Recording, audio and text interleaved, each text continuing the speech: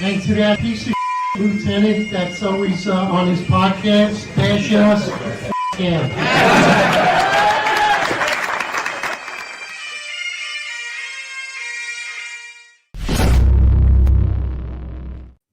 Attention roll call. That's right. Good morning, everybody. 8:05 live Eastern Time. Of course, your Friday roundtable with the finest Unfiltered.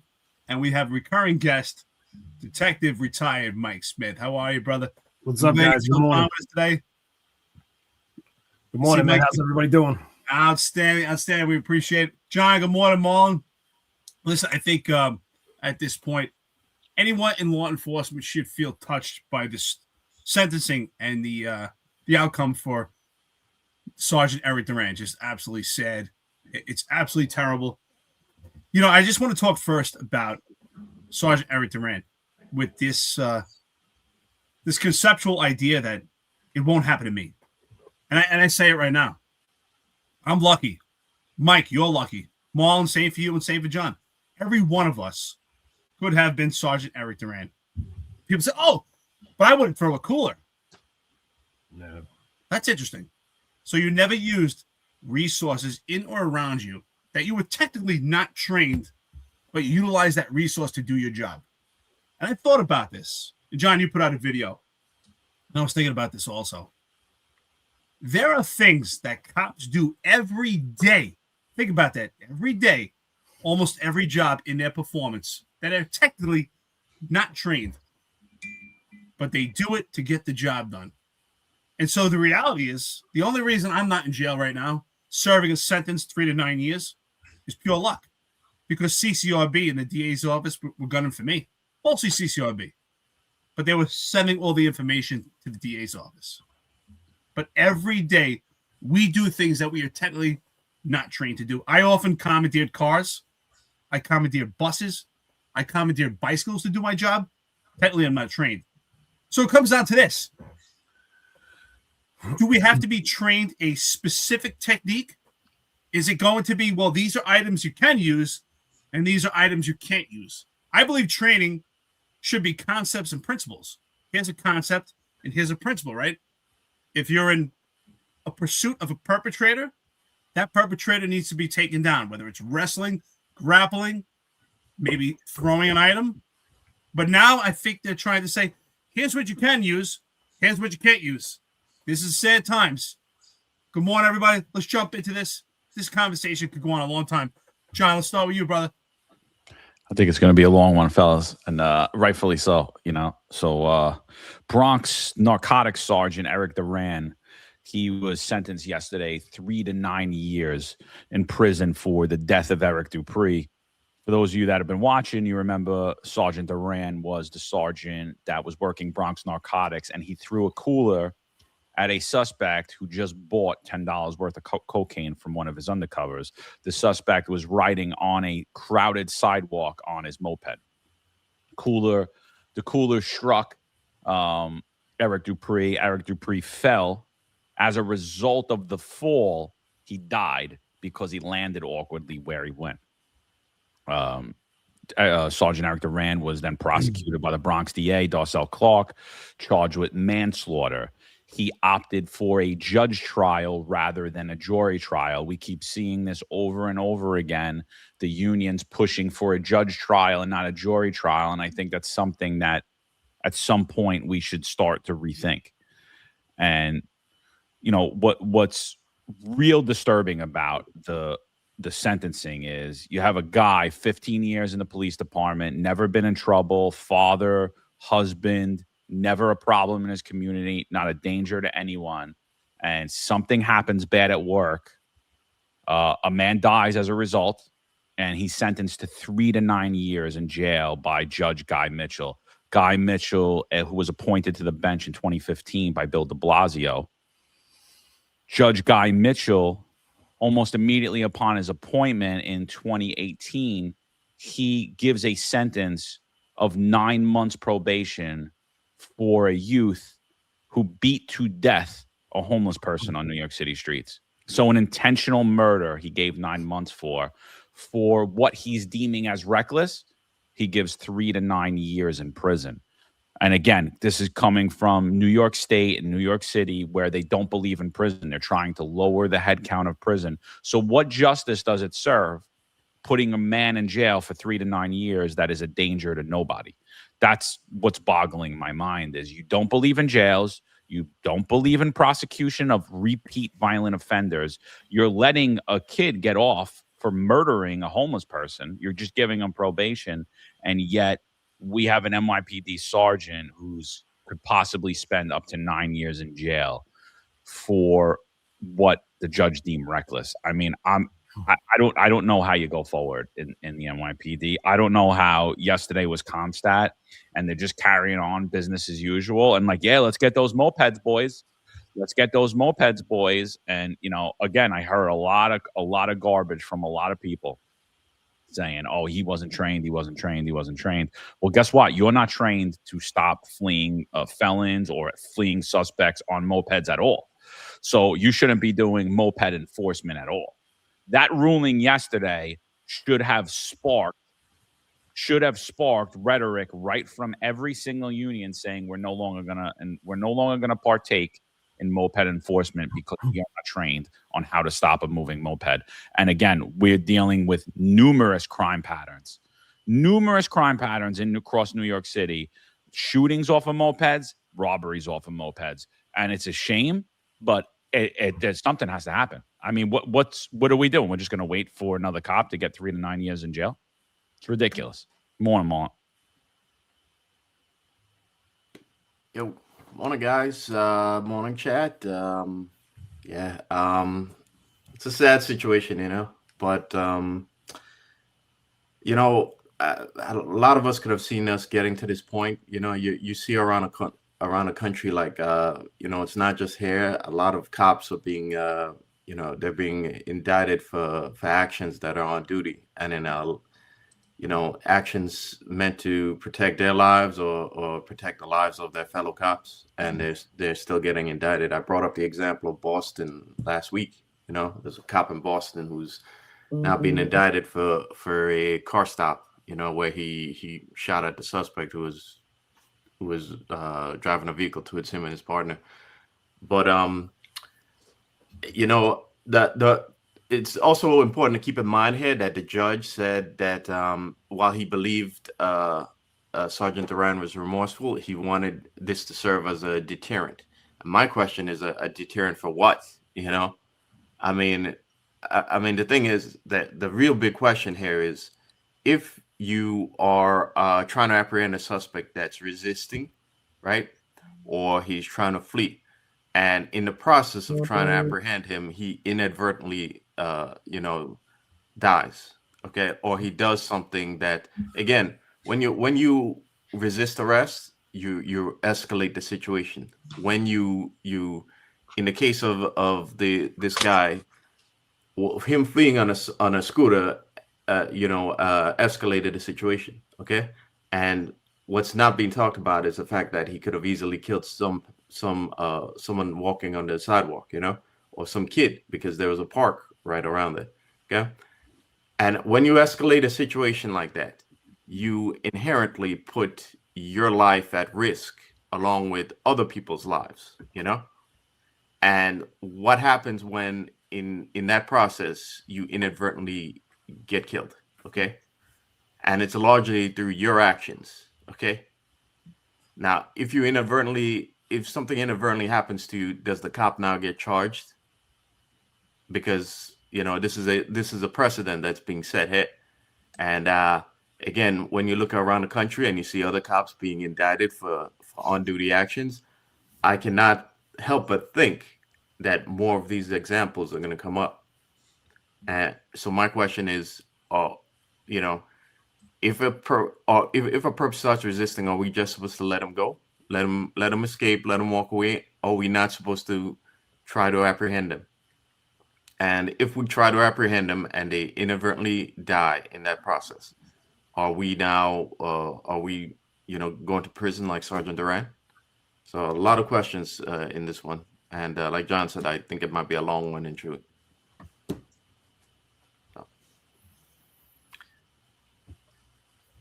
What do you got, Mike? Good morning, brother. Mike, you're up, brother. Man. Don't hold back. It's a crazy day yesterday to see that 3 to 9 years. Especially with the LinkedIn post you put up that showed the comparison between the two. It's crazy when you hear people talk shit about the guy wasn't trained, like he wasn't trained to stop a moped. When you go back to 2020, when we got flooded with the migrants, what drove crime? Mopeds. Mopeds drove crime. That's all that was happening. Robberies, shootings, burglaries on the mopeds. And the job came so hard up to stop the mopeds. So what did the guy do? He did his job. Not everything is so, not everything is so easy where you could say, oh, I'll just stop that moped with, I'll tell him to stop and he'll stop. Sometimes you gotta kind of think fast and do what you got to do. I think he did a good job. I think, it's just sad to see a guy like this who spent his time in Detective Bureau, Manhattan North, the 4-4 precinct, Bronx narcotics. Guy was a hard worker, man. And this is the result. This is what he gets for doing hard work. Yeah, I mean, let's talk about recent comparisons here. We have Chief Edwards and Sergeant Navarro have been lauded as heroes at the bomb incident at Gracie Mansion. When are we trained to kick IEDs? I was never trained to kick an IED. John, were you trained to kick an IED? Marlon, Mike, I was never trained to kick an IED. He was testing it out. He wanted to see if it would work. I tell you what. And the only reason he's not an amputee right now is because he got lucky. Because if he wasn't lucky, he would have a prosthetic leg right now, or he might be dead and might have killed thousands of people. And as far as I know, I never had any training to kick an IED. Actually, in fact, I had training that said if you see a bomb, the bomb sees you, to get the fuck out of there and take everyone with you. That was the training that I got. And that was probably the training that everyone else here got. And anyone that's retired or anyone that's active right now, that was a training that you got also. And that's not just for the NYPD. That's anyone in law enforcement, and that's anyone in the military when it comes to bomb training. But yet Sergeant Navarro was awarded special assignment for kicking an IED. So he utilized, well, I guess you could say he adapted to the situation. He didn't know what was happening. He didn't know it was an IED, but he kicked something to get it out of there. I want to know, where were we trained to kick something to get it out of there? I wasn't trained on that in the police academy. Think about if what would the news stories be if it went off because he kicked it? Right. It does a 180. It's just so stupid. You're absolutely right. So that's the point. We do things every day. Cops do things every day that they're technically not trained, but it's accepted because of the outcome. Even think about this. What about life-saving steps?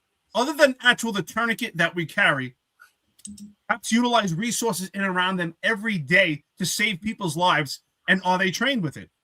Years ago, in 2006, I saved a baby.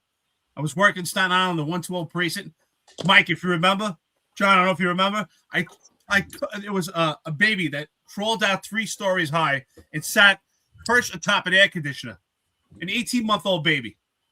And at the time, right, there was a work van, and I cut the lock to the work van. I took the ladder, threw it up there 3 stories high to get the baby. I was not trained in that. I was not trained. So there are life-saving steps that we take every day where cops aren't trained. And what if someone dies by accident? And some people say, oh, but you're covered under the Good Samaritan law. Well, I believe that Sergeant Erik Duran, he was a good Samaritan too. He was doing his job and trying to stop a fleeing perpetrator. And just as Marlon said, who was not only a threat to Sergeant Erik Duran, but a threat to everyone else. But there are cops that are actually defending this, and I've spoken to numerous cops. Oh, he wasn't trained to throw a cooler. Would you throw a cooler, Eric? So I wasn't there in that situation, but I have used resources in and around me that are technically not trained. I throw water bottles at people to deflect the situation, to distract them. Who hasn't? Well, you're going to grab whatever you can grab.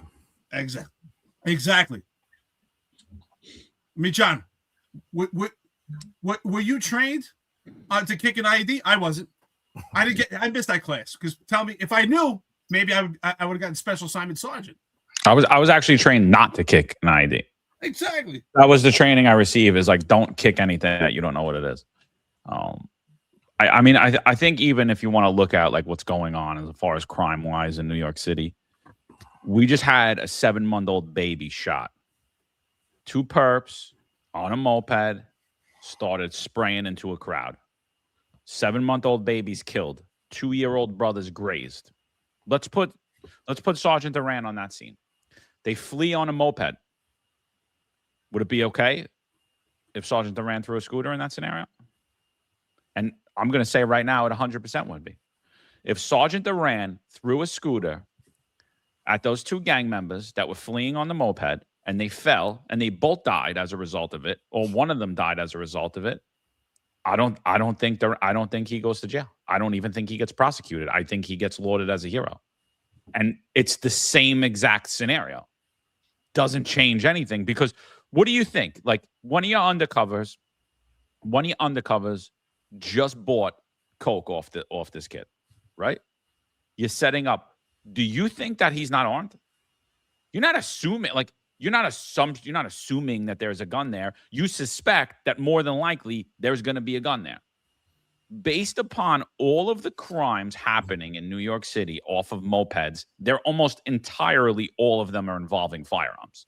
So now you have a guy speeding down a sidewalk recklessly. You have women out there with their children. You have other people walking on the street. You have elderly, you have disabled people, and you attempt to stop him. Now, I don't care if you threw a cooler. I don't care if you clotheslined him. I don't care if you pulled him off the scooter. I don't care if you threw something in his tire. You are not trained to do any of that. None of it. And what I find more disturbing is that everyone has this. It's not going to happen to me. I'm not dumb like that. I'm not going to do that. I'm not going to throw a cooler. You don't know what you're going to do in the moment. And we watch cops every day do exactly all the things I just said. Clothesline people off of scooters, kick them off of scooters, push them off of scooters, grab them off of scooters. And luckily, no one's died as a result. Yesterday, there was a handle that's on X, and I forget the name, but it's like come out of Arizona, and it's like an FOP out of Arizona. And they put the video of the CRT kids, and they're like, oh, the jump out boys getting a moped. And I don't know if you guys are familiar. You probably are. It went pretty viral. It was a CRT team when they were still wearing the khaki pants, and the kids on a moped. CRT jumps out of the unmarked, and they run over and they rip the kid off the scooter. I mean, it was a pretty viral video, and the guy's like celebrating it. And I was gonna put like a long, lengthy post, and I was just like, whatever. I'm not even gonna get into it, but like, what are you celebrating? That cop was not trained to do that. If he would have grabbed the kid off the scooter and dropped him, and the kid fell back and hit his head, he's getting 3 to 9 years in jail. This isn't the type of police work we should be lauding anymore today. But yesterday in Comstat, yes, LePetri's running Comstat. He's given an attaboy to Bronx Narcotics about the amount of buys and busts they're continuing to do, right? They're doing a great job. They're bringing in all these arrests. To me, I think buy and bust is done. I mean, like, they clearly don't want it. I mean, since we've been doing this harm reduction in 2013, you don't want anyone arrested for buying drugs or selling drugs. So what are we doing it for? No one's going to jail for it. If Duran and his guys would have got the guy and he wasn't injured, is he going to get anything in the criminal justice system? Was there anything that was going to happen to Erik Duran as a result of that arrest? Nothing. Other than maybe the DA would have dropped his case and he would have got some ambulance chasing attorney, and they would have sued, and they would have won money, and they would have got a settlement right from Corporation Counsel for him selling drugs. We would have continued to pay for him selling drugs and getting arrested as a result. Nothing would have happened to him. And then in the same breath, this guy sentenced to 3 to 9 years in jail for doing what? What is that? Moped enforcement.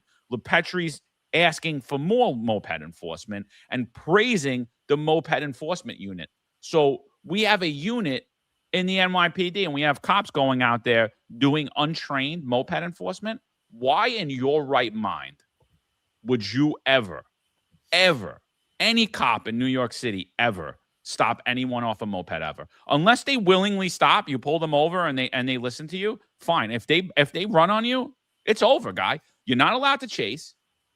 You can't grab them off. You can't clothesline them off. You can't use any. You can't be inventive or innovative. You can't do any of those things because then it's reckless.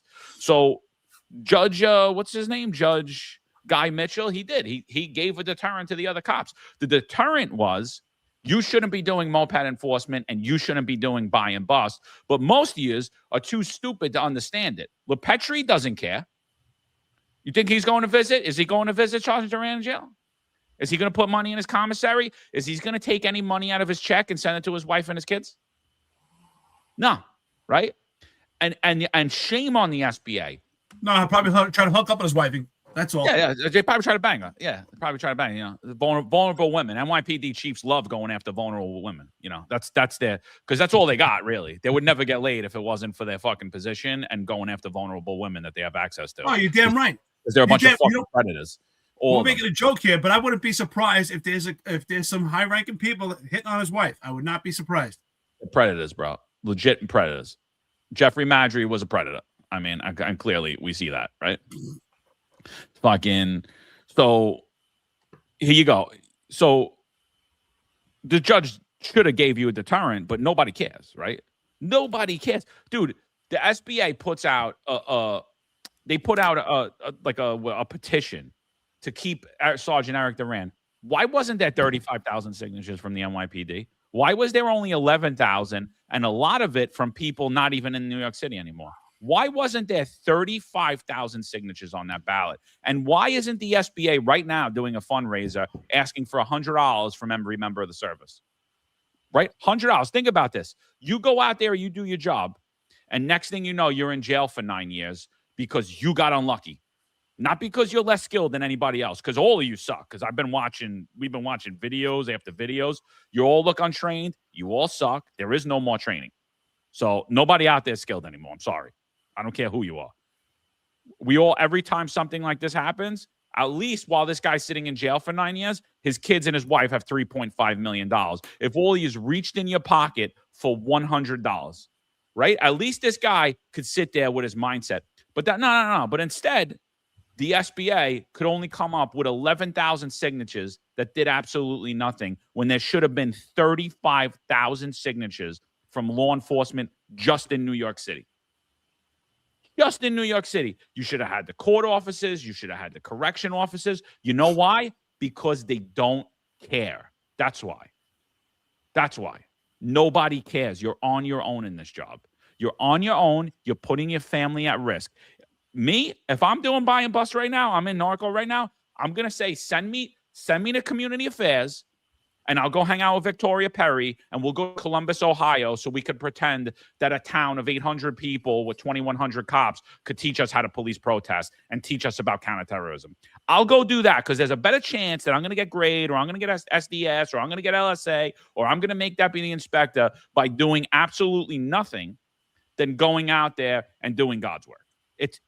That's the deterrent it should have sent. But nobody's going to do it. Oh, I got my weekends. I got my overtime. Bro, you're going to end up in jail, dude. You're going to end up just like this. And guess what? On Thursday, Comstat's going to come anyway, and they're going to be pushing your CO for more, and your CO is going to replace you in 2 seconds and push somebody else for more.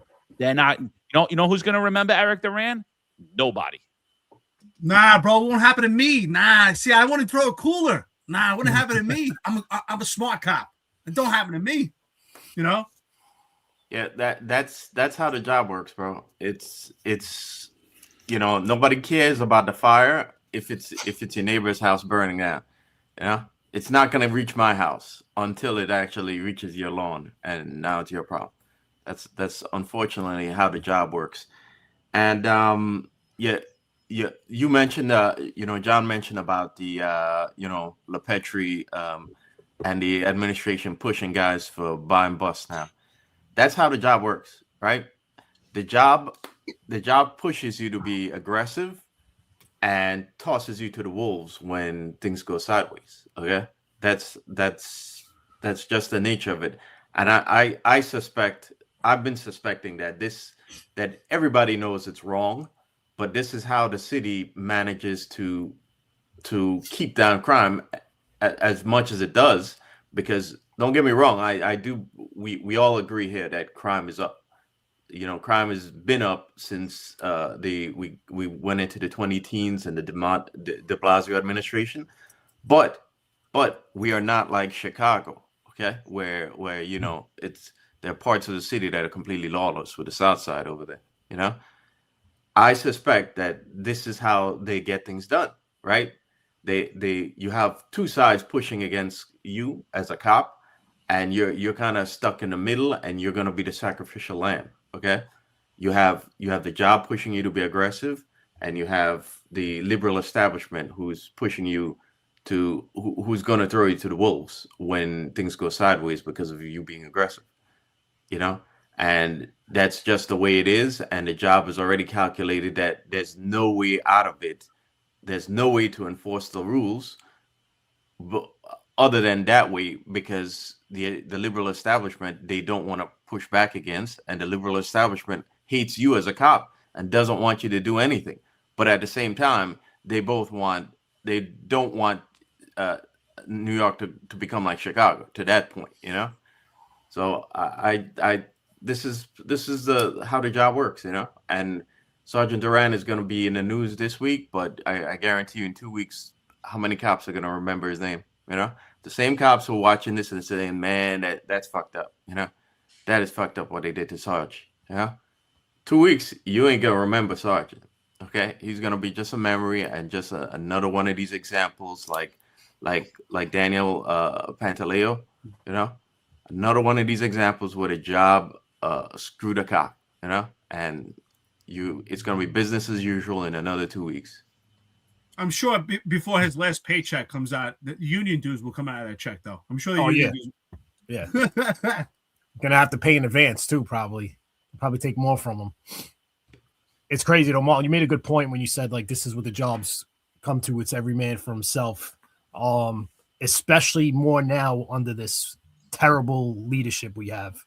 I remember going back to like 2020 when the Floyd stuff happened, and Chief Aubrey was straight up, "We're not doing buy and bust no more." He's like, I'm not putting my guys out there. I'm not throwing them to the wolves. Shut it down. So now you fast forward to now, like, why are we even out there doing that shit when we know the laws and the rules are against us? Like, it's the stupidest thing to do. Then you want to go back to LePetri, like running his Comstat, praising the Moped crew. It's like, you just have this guy here today go to jail 3 to 9, his sentence 3 to 9 years, and yet you want more mopeds taken down. Like, the executives today are nothing to what we had previously. They don't even compare. And it's sad because you have some good guys they were good guys who turned soft now. One guy's Mike Baldessano. I know a lot of people are going to hate that I said it, but too bad. He's another guy. He stayed on just so his kid could get on the job, and he could give a shit about anything that happens to anybody else but his own. So it's like, why would you stay on and ruin your name and ruin the reputation you had and the way you were good with the boys and the girls out there to just totally shit on yourself? Like, these guys just don't care, man. It's every man for themselves with this new executive leadership we have. It's the worst, and nothing will ever change until leadership changes. And to be honest, will you ever see real leadership in the New York City Police Department again? Do you think you'll ever see it again? Well, John, Mike, you've heard me say for years, I've been saying this. The reason why some of these chiefs, like Bald Ass Ano, that's his name, right? Bald Ass Ano. That's what his name is. Think about it. They stay on this job and they never speak up, which is part of cowardice, and they're complicit because some of them, they paved the way for their offspring. We see it. Former Commissioner Dermot Shea, his son was sent to the detective squad with 18 months on the job. 18 months. That's included in the police academy. With 18 months on, you don't know shit. You know, even with 5 years on the job, we all start to realize, wow, I really know nothing. That's when you start to learn, because you realize I don't know anything. It takes a long time till you really know the job. And when you know the job, you realize how much you don't know. So with 18 months on, you don't know shit. You remember like back in the, go ahead. No. You remember back in like the 1-2-0 days when, we worked for these guys, Baldessano, all these guys were Staten Island bosses previously. and you would always see it like, oh, they're a great guy. They're like, and I know you talked about this on previous episodes Nice about the guys. great guy, right? Nice guys. Then you realize like, oh shit, I'm not the guy that goes out drinking every Thursday night, so they ain't great to me. You know, I'm the guy that stays behind at the precinct and just locks everybody up and does the dirty work, so they could care less. You know what I'm about. I don't go share drinks with them on a Thursday night at W's Bar in Tottenville. So, you know, what good am I to them? So you start to see the real picture as you get a little wiser to it. Well, think about this, sir. And we've had some bad leadership for a long time. It's just gotten worse. And the reason why under the Eric Adams administration now it's more explicit than it was before is because the level of the appearance of impropriety is just right in your face. But we've had bad leadership, weak leadership for years now. Where is Terrence Take-a-Knee Monahan? Think about that. Terrence Take-a-Knee Monahan told his leadership at Comstat, we can't be afraid at the height of the diaphragm law when it came out. We can't be afraid. We got to go out there and do our job. Forget about the diaphragm law. Forget about the law. Send our cops out there to violate the law every day. We won't protect them. We can't be afraid. We have to do our job. And that's the same message, because whereas Terrence Take-a-Knee Monahan, he would tell the cops the same thing. Oh, you can't be afraid just because Sergeant Erik Duran was sentenced to jail. We still can't be afraid. We got to go out there and do our job. And that's what they're telling you. And that the reason why I brought that up is because Mike LePetri, the jellyfish, did the exact same thing. Having a Comstat lauding and praising guys for taking down suspects with a moped is saying the same thing. We can't be afraid. Screw Sergeant Erik Duran. He was the unlucky idiot, right? That's basically what they're saying. And I'm a firm believer that the NYPD and maybe other police departments also throughout this country has a certain amount of casualties per year. That it's kind of like, you know what? There's a plus or minus number that they're going to lose some cops to termination. They'll lose some cops to just resigning because they can't deal with it anymore. And some cops they'll lose to going to jail. And they don't give, excuse my language. I know we say often we're going to stop cursing, but they don't give a fuck. Let's be honest. They don't care. And I'm telling you right now, I believe there's a plus or minus number of casualties per year in the police department. Daniel Pantaleo, he was a casualty. Sergeant Erik Duran, he's another casualty. Think about that. Eric Dim, he was a casualty. John Macari, casualty.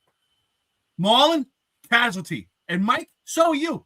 Because you could have stayed on the job a lot longer. You loved that job and you were a damn good detective. So every one of us is a casualty in a different way. They let us go, or some of us, even Sal, terminated, right? Another casualty. So we're all casualties. And to believe, well, it wouldn't happen to me. You're going out there and you're rolling the dice. I say often, when you go to the New York City Police Department, you put that uniform on, especially now, you are playing roulette. And one day your number could be the unlucky number. What about Hugh Barry, dude? We were trained. Another one. They literally used to flip the targets. And if the target flipped and there was a guy charging you with a bat, you shoot. Barry charged a woman. Barry shot a woman who was charging him with a bat. He shot. What'd they do? They removed that target from the range and then they fired Barry. Right? So now getting charged with a deadly weapon isn't anything. See the problem in law enforcement, and this is like, I grew up around men. Like my uncles were men. My father was a man. His brother was a man. You know, my cousins are men. Like I grew up around men in my neighborhood. Like I saw actual men, and they were all different professions. Didn't matter. Some were butchers, some were construction workers, some were criminals. Didn't matter what they did, but they were actually men. They had courage, and it wasn't just physical courage. It was a mental courage as well. And in law enforcement, cowardice. I say apathy is rampant, but that's when I talk about society as a whole. But in law enforcement, cowardice in leadership, like it's required. You might be a big tough guy. You might be able to box. You might be able to lift weights. But if some little lib woman tells you need to do something and she's one rank higher than you, your balls will shrink up into your asshole and you'll forget that you're a man, and you'll forget your oath, and you'll forget everything else, and you will violate everything on this earth to follow those directions, because cowardice is rampant. Law enforcement leadership is, to me, I from 2013 on, I was like, wow. I was like, these guys got no balls, none whatsoever. I don't even know how they go home, look that woman in the face, or they put their pillow on the head at night. I really don't. I really don't. I have no idea how they do it, because they will do anything. They will say anything. You know, Monahan's a perfect example of it, but Monahan is not, he's just one person of all of them. He's just a representation. LePetrie's the same dude. Doesn't matter. Jeffrey Madry, same guy. John Schell, same guy. It doesn't matter, because you need that cowardice. You don't get that rank. You don't grow in the New York City Police Department under one-party Democratic rule unless you are cowardly. Cowardly to your very core. You're willing to do anything. You're willing to do. Think about Monahan. He would be at Comstat pre-de Blasio berating people. How many touches we got?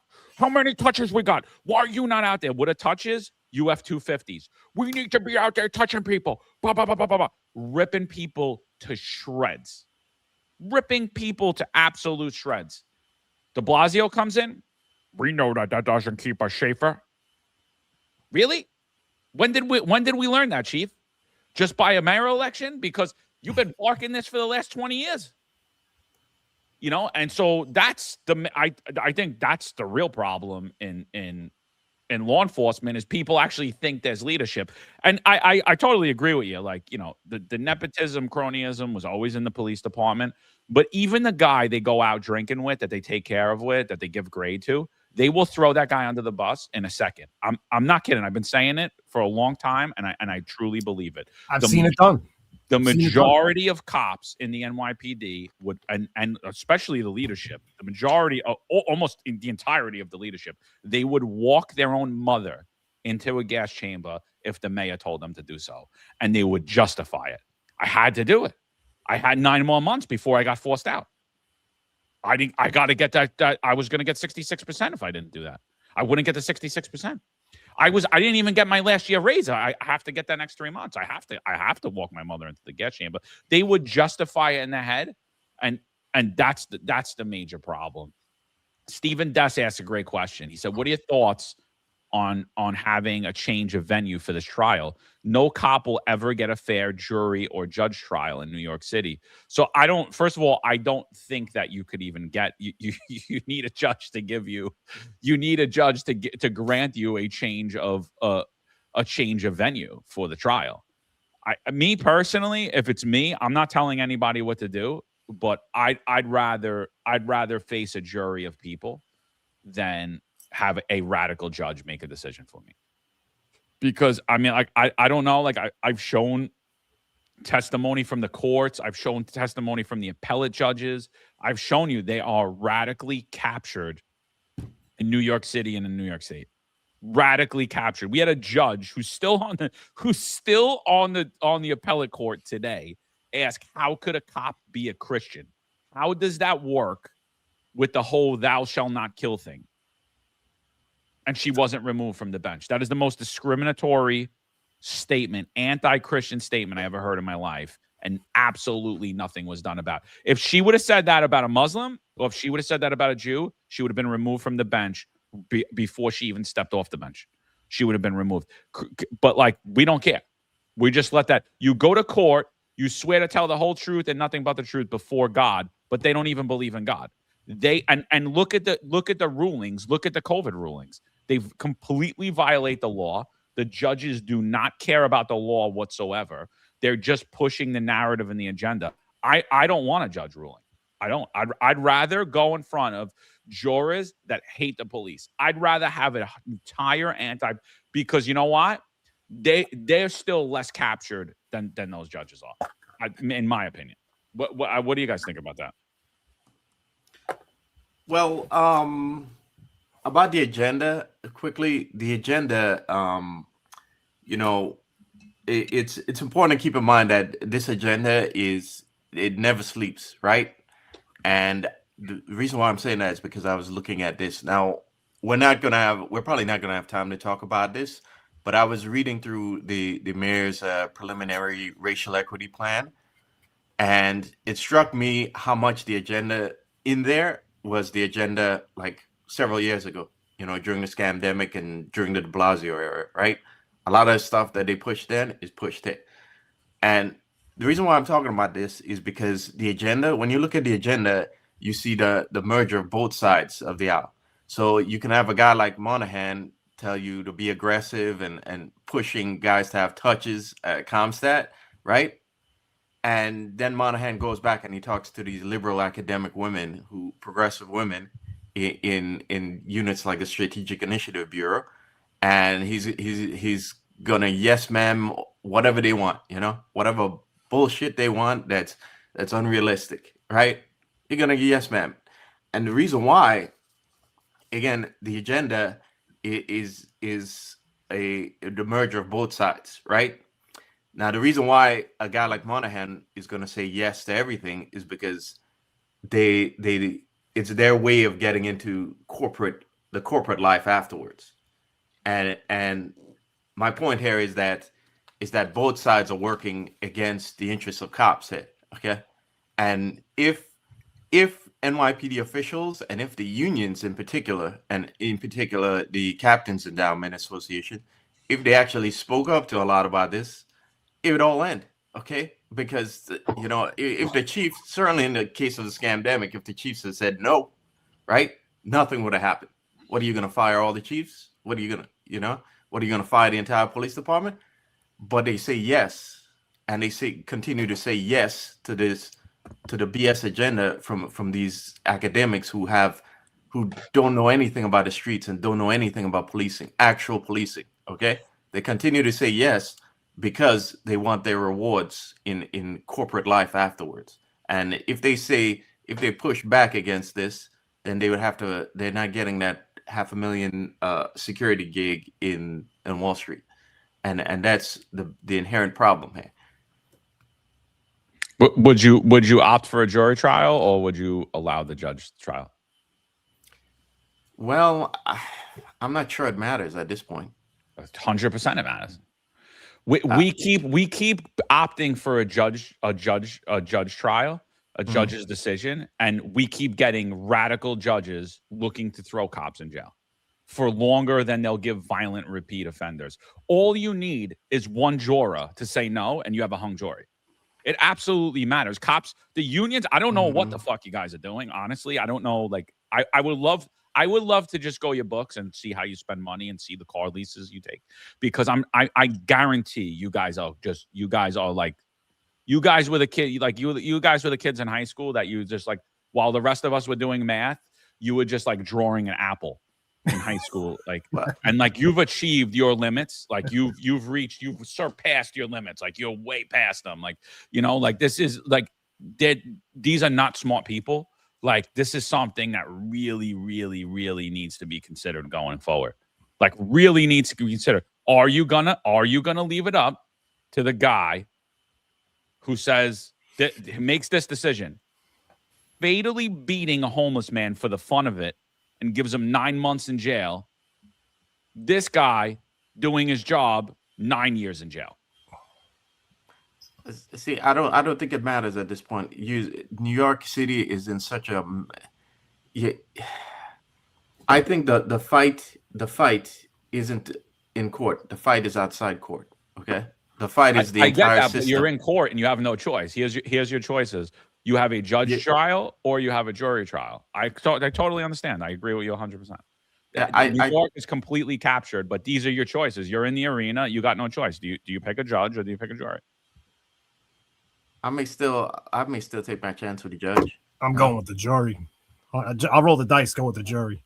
Cause like a Bronx jury. You're right. I think there's no right or wrong, but I think I would roll the dice and just hope one person. I'll take a Bronx jury any day over this. I will take a Bronx jury any day over this. I just need one person in there. I just need one person in there. I don't need. You only got one person with the judge. Listen, right now, I tell you what, there was a time the only way to go is with a judge. But right now, God forbid I was in that pickle, or anyone who's out there, I recommend. It's unfortunate. You're probably thinking, yeah, you fucked either way. But I tell you what, you got to go to a jury. Because even in the Bronx, I worked in the Bronx almost a decade. I lived in the Bronx almost a decade. there are a lot of people there who still support the police. There's a lot of people that are like, you know what? There's people running rampant in my neighborhood with mopeds who are a threat out there. You would have a far better chance with a jury of peers, hands down. There's no doubt about it. These judges are seized. They're all part of this democratic process. They're all part of this new world order. These judges are so liberal. They're part of the defund the police also.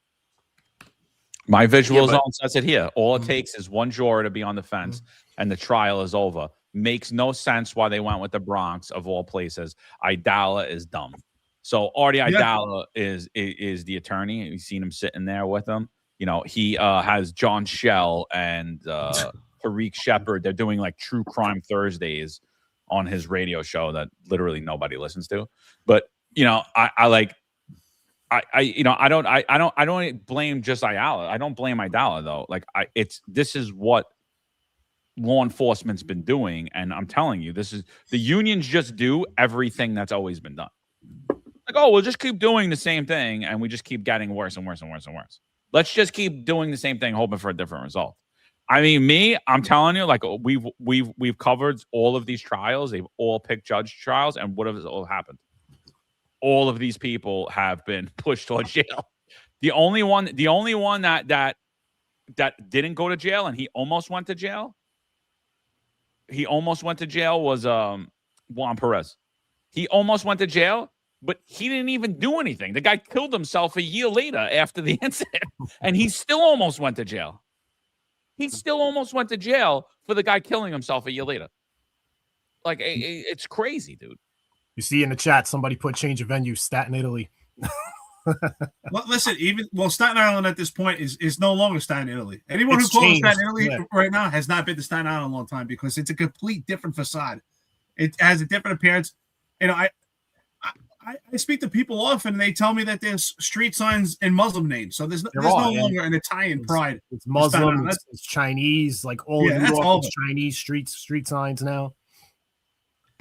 Crazy. But unfortunately, listen, we talk about often the nice guy syndrome that is rampant through the NYPD, but it's also this syndrome of it won't happen to me until it's too late. It happens to you. You know what, John? You said $100 a person.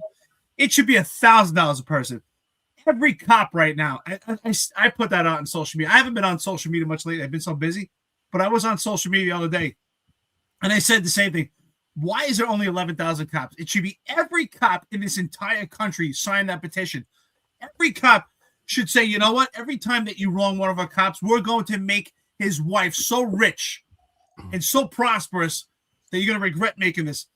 Every cop, if you don't have $1,000 in your pocket to dip in to help a family member out, I got to ask what you're doing with your money. I don't care. Put it on your credit card. It should be $1,000 a cop. She should have so much money right now. And those dirty ass fake leadership at the top of the NYPD, stay away from his wife. Stay away from his wife. Get your own woman. It's absolutely ridiculous. And seriously, Terrence taking the Monahan. And I agree with you, John. That's why I brought up Mike LaPetri.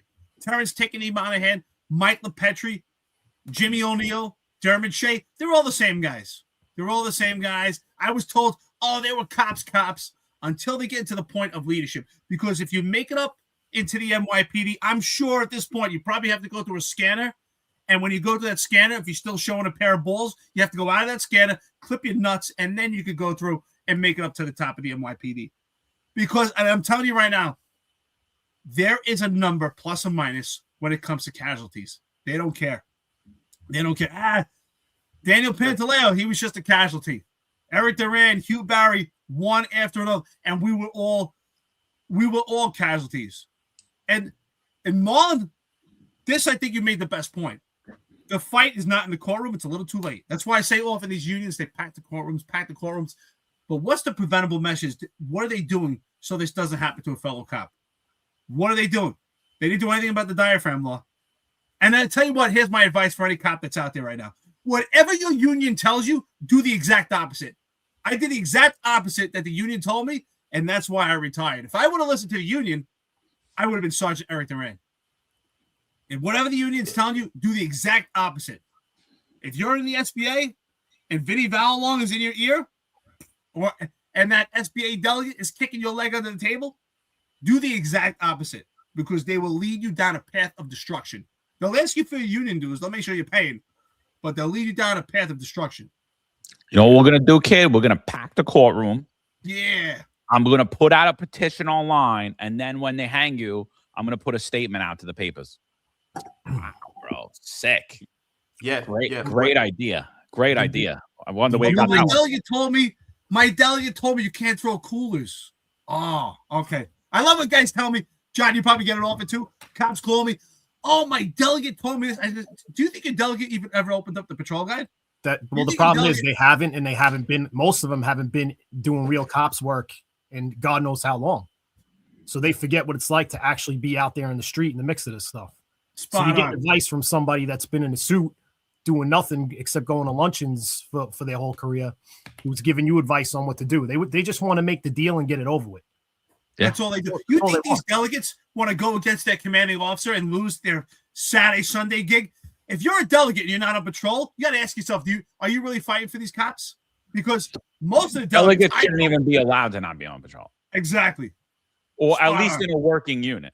At least in an enforcement unit. Like maybe you don't have to be on patrol, but you have to be you have to be in neighborhood safety or something else.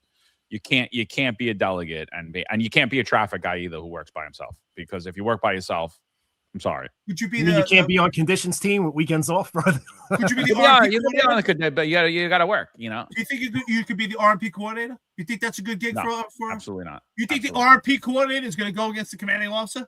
Don't you think they're going to make backdoor deals? Hey, listen, I know exactly. I was a delegate too.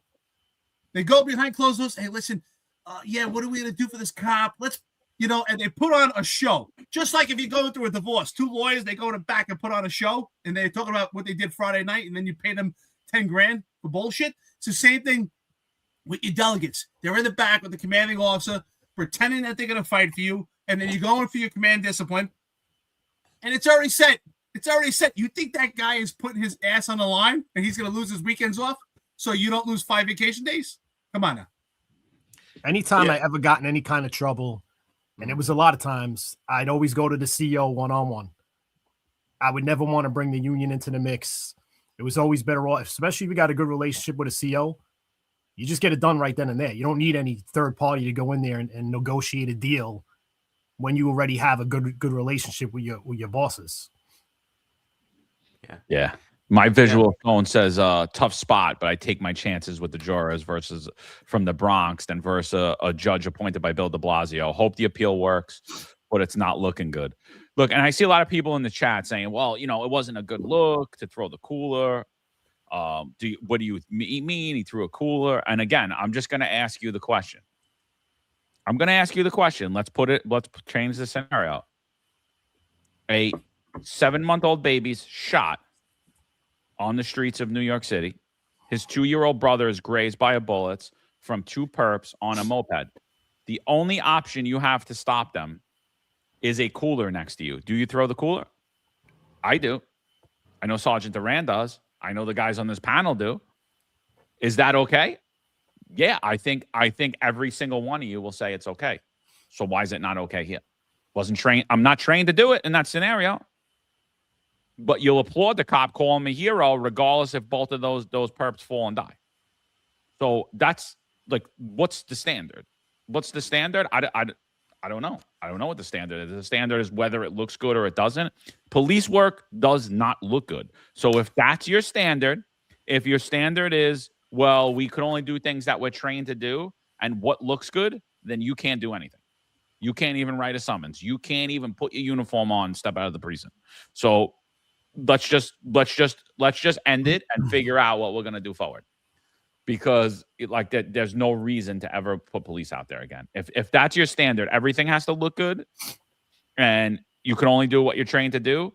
Policing's gone. There is no such thing as law enforcement anymore. Sorry, Marlon. I think I cut you off.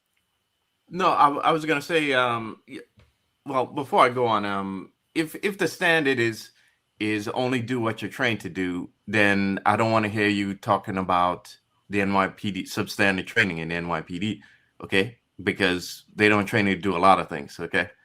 And anybody who says that, I want to see what your CPI looks like and what your collars look like, okay? But just to go back about the jury a jury trial versus a judge trial, I want to also ask, what's the standard for prosecution? Because we haven't heard anything about these crashes involving CRT. And might I remind everyone that there was a guy who died from one of this, and he was on a bike when they hit him, and we haven't heard anything about his prosecution, their prosecution. But they're friends with Eric Adams and John Schell and Jazz Daughtry, and they're friendly with the district attorneys. So that's different, though, Mo. We can't talk about that.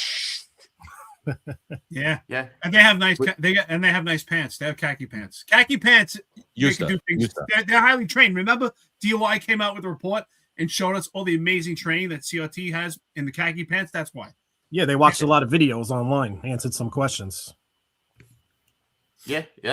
So, and going back to what Eric says about the acceptable casualties, I've heard that as well, Eric. And I heard this from a guy who is very close to a 3-star chief in the NYPD. Now, that 3-star is retired now, and we've talked about that 3-star on the show. I'm not going to mention his name because I don't want it to go back to that cop, right? But he told me that 1PP does talk about acceptable losses, okay?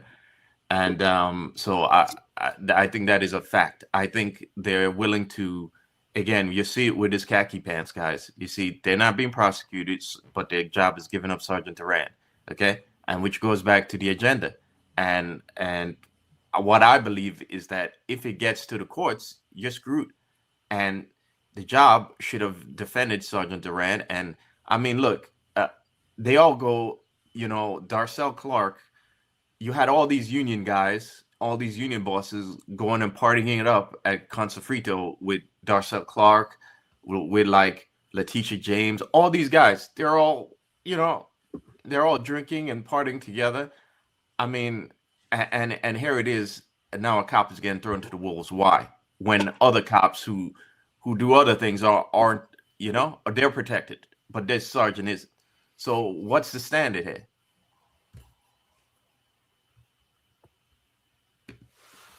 Mike, what are your thoughts on this, brother? There is no standard anymore.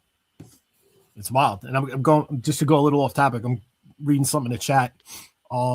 Somebody mentioned like we were not, I guess, didn't like females as cops or whatever. That's not the case. We talked about this on an episode I was on with you guys too. I think the females have changed on this job. Like we worked with some really tough women that we would ride next to every day, alpha women. Right. Yeah. And now you got a PC that would never wore the uniform before. And it's just like the whole dynamic change. Like you see it on social media with the way some of these female cops are. There's no more alpha woman. There's no more female on this job. Well, that I know of anyway, that wants to actually be the police and get shit done the right way. You know what I mean? So I don't think we're bashing women in that sense. I think we're kind of just pointing out that unfortunately we have a female PC that doesn't know her ass from her elbow. She's really killing the morale. She's driving people to leave more and more every day. I'm sure you guys see a lot of stuff that's going on in the trial room with her and all these like probationary dismissal cases she's got going on. But, back in the day with us, like we had a lot of women that held their own. And I think would have made really good executives and really good leaders on this job too. We worked for one, Nancy Strigliano. I always say that name because she was as tough as nails, man. And she kicked you in the ass when you needed it. Everybody respected her. And you went to work. Yeah. So I think that's just it's not like a women bashing thing. It's just more of like it's changed. The dynamic has changed, and the men are the same way. Like there's no more alpha man. They're pushing them out. They don't want you on this job. They want the guy that's going to just take the hit, do the bare minimum, and that's it. I was thinking about something the other day, John, that you said. You're talking about how anti-Christian the NYPD has become, and it really has. And almost think about if anybody knows history. Excuse me. If anybody knows history, at some point. Am I right, John? In the Coliseum, they were for sport ripping Christians to shreds, showing people that you can't practice Christianity, you can't be Christian, and they were ripping people to shreds for sport. And now it's almost figuratively that they're doing the same thing. If you're a Christian male in the NYPD, they're ripping you to shreds. And, it's a lot has changed, but a lot hasn't. A lot of it is much of the same, just in different aspects.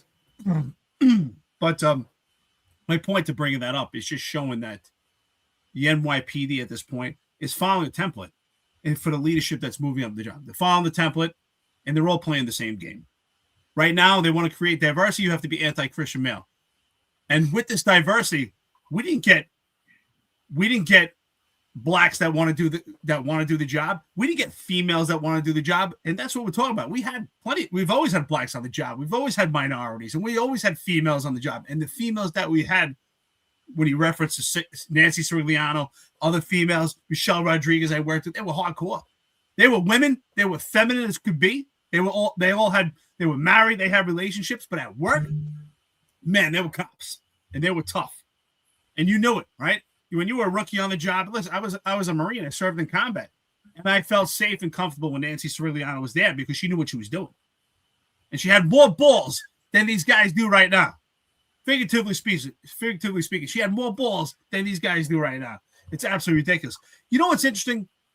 Just want to kind of go to a sidebar here and say how history has changed and how the world has changed on their view towards cops, and especially in the courtroom. Think about Michael Dowd. Michael Dowd was found guilty for numerous things. I mean, he was a legit perp in the street. Legit perp. He was actually a threat to society. He served 11 and a half years in jail. 11 and a half years. Sergeant Erik Duran, who was a no threat to anyone, who was doing his job, could potentially serve 9 years. I just want you to think about that. 9 years he went to work. As far as I know, he doesn't have any blemishes on his record. As far as I know, he wasn't sniffing coke off the dashboard. As far as I know, he wasn't robbing drug dealers. As far as I know, he wasn't doing any of that. And he's going to potentially serve 9 years. And Michael Dowd served 11 and a half years. So look how far we've come, how the world has changed, and how the courtroom has slobbered and clobbered the cop. Think about that. Sergeant Erik Duran never committed a crime in his life, to my knowledge, and he could serve 9 years. What are your thoughts on that?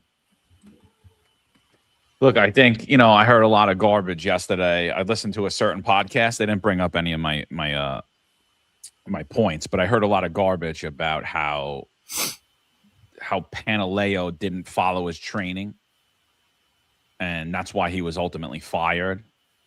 But, the judge ruled that, well, not the judge, but the DA and the Attorney General's office, Obama's Attorney General's office, declined to prosecute. So he never actually even got in front of it. And it was the only reason that happened is because he followed his training. So someone asked here, they said, well, Hugh Barry went with a bench trial and wasn't he found not guilty? Great point. Again, Hugh Barry did not follow his training. You were clearly trained in the police academy.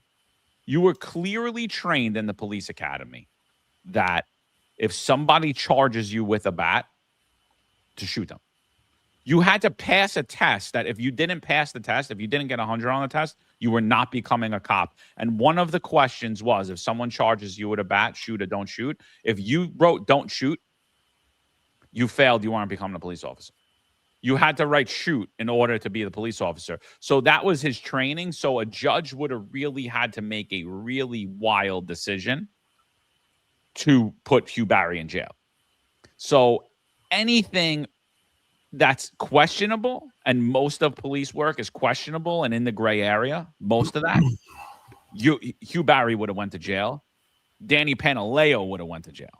Danny Pantaleo did exactly what I was trained to do in the police academy. The other podcast that you listen to about the NYPD, they really have no idea what they're talking about. And if you watch the comments, Nin is in there often producing for them because he tells them what they need to say and how, and he guides them through their entire thing. If you watch it closely, watch the comments on X.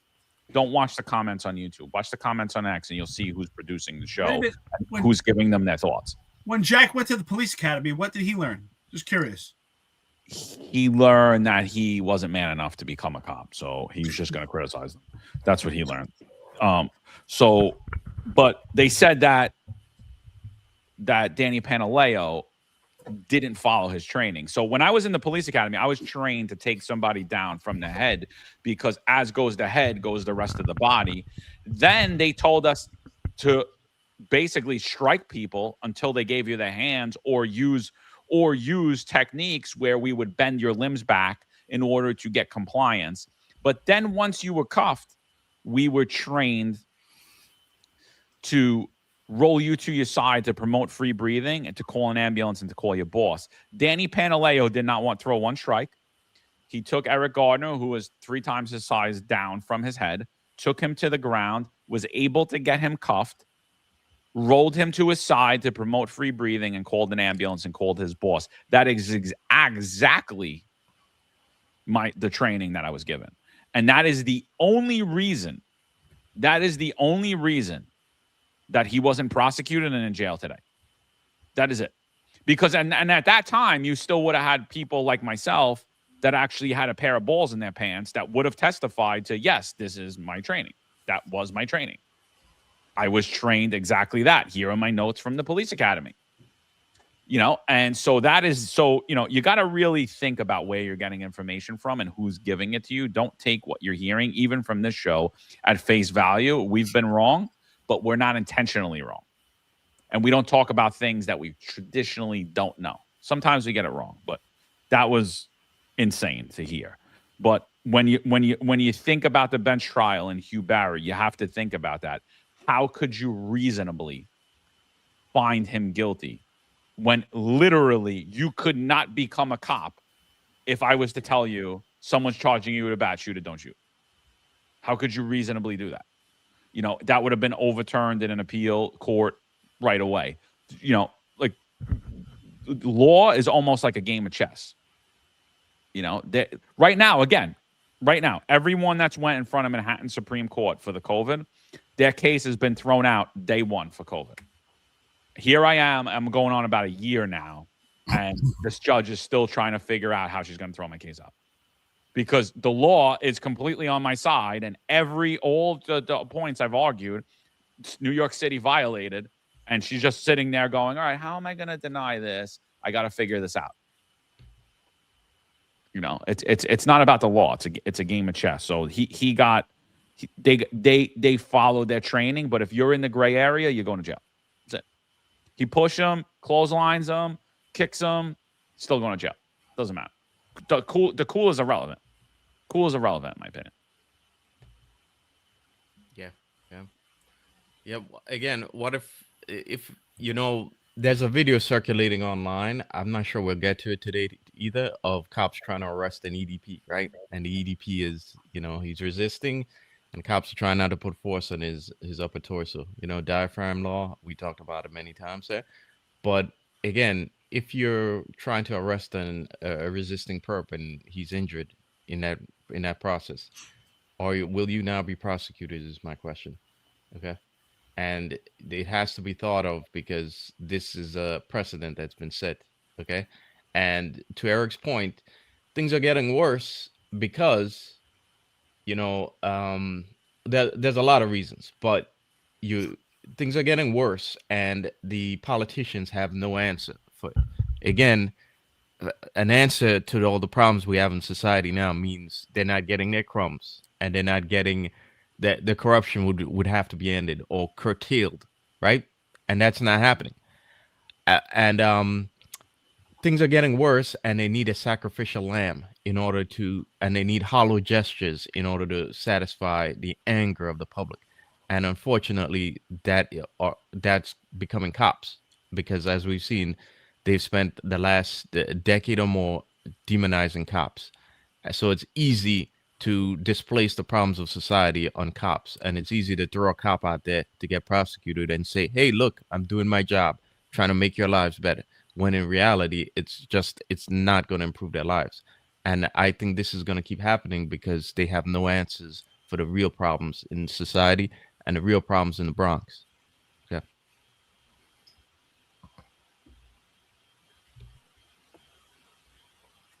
Mike, what's your take, brother? Well, first off, like the other podcasts that likes to talk about policing, they really should have been police and been tactical and been out there before they want to make judgment on it. Everybody else who's following procedure and tactics. A lot of people don't know either about Pantaleo is like that kid was on a court tour and just wanted to go home and was sent out there to that scene to do that job. So his lieutenant was like, nah, you can't go home. Just go out there, do me a favor, lock this guy up, and then you could go home. So, they did Danny wrong. He should still be a cop today.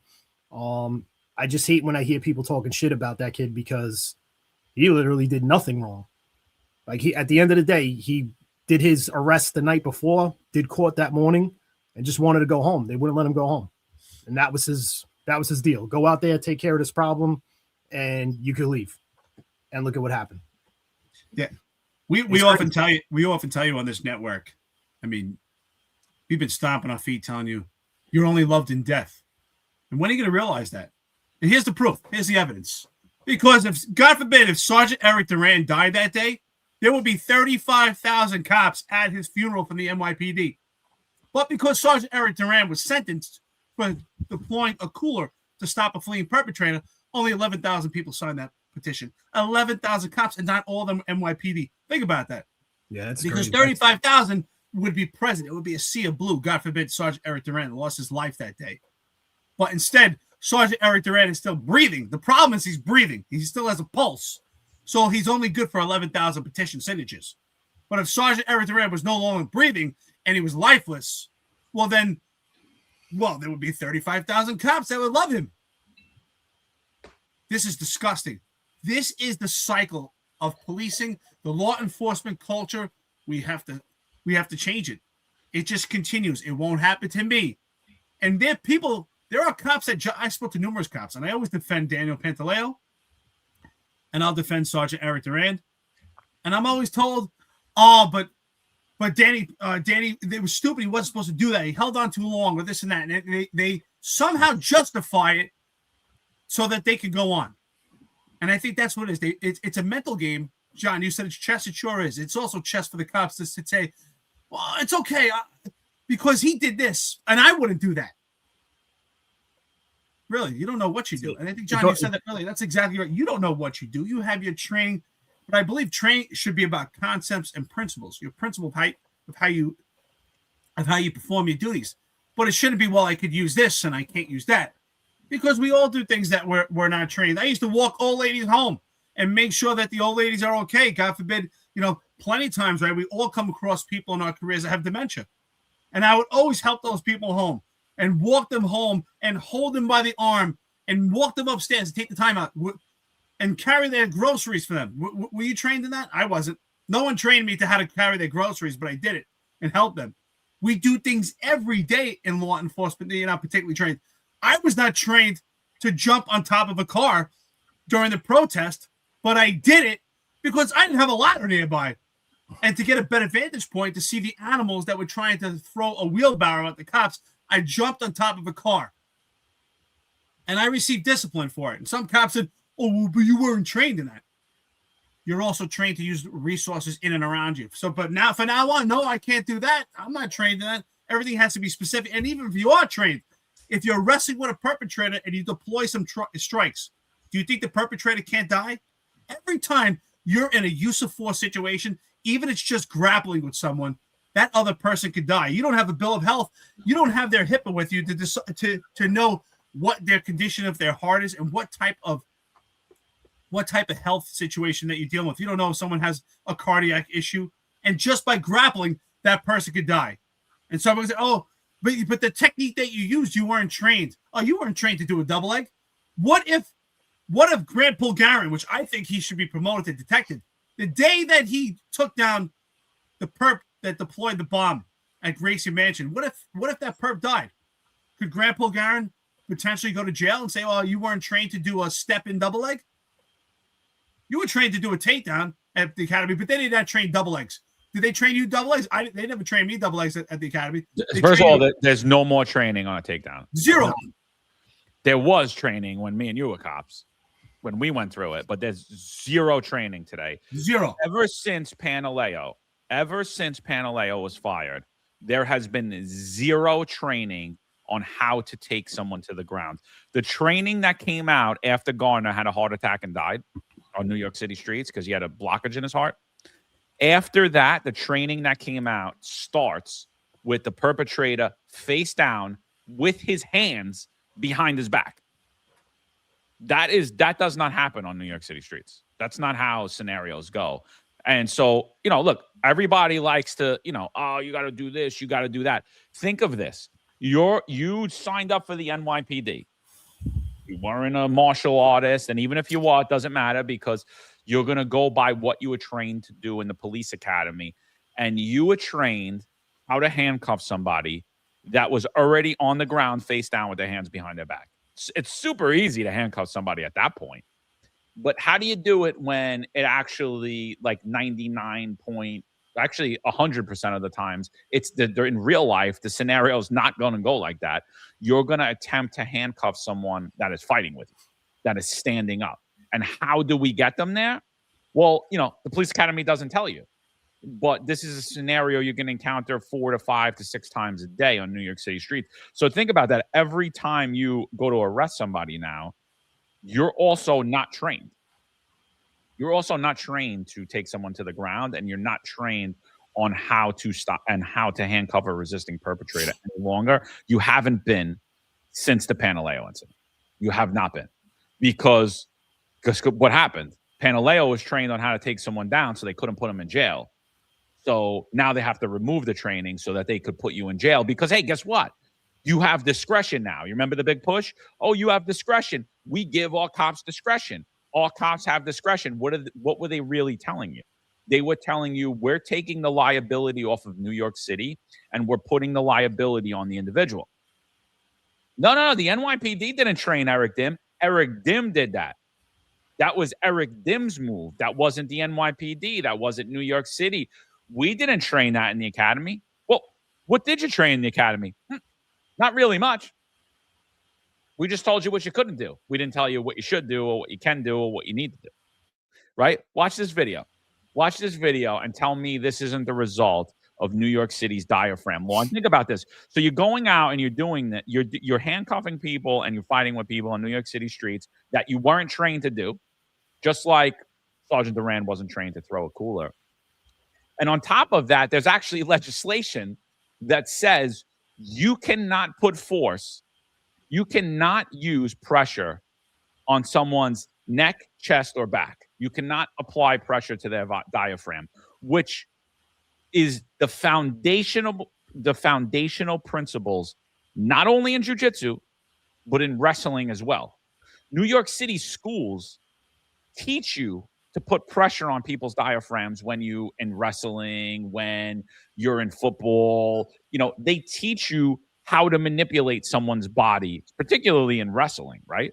And then you have numerous licensed jiu-jitsu schools throughout New York City that teach you to put pressure on someone's diaphragm to exercise control. So, but a New York City cop in not a controlled environment like that is actually more restricted than those people in a controlled environment. You're not allowed to. If you do, it's a misdemeanor. Not only will you be fired and go to jail, you're going to lose everything, your entire career, your entire good name for doing the only thing you could do. And what's sick about it is on New York City streets, every time a cop arrests somebody, every single time that there is a resisting arrest situation, the cops violate the diaphragm law.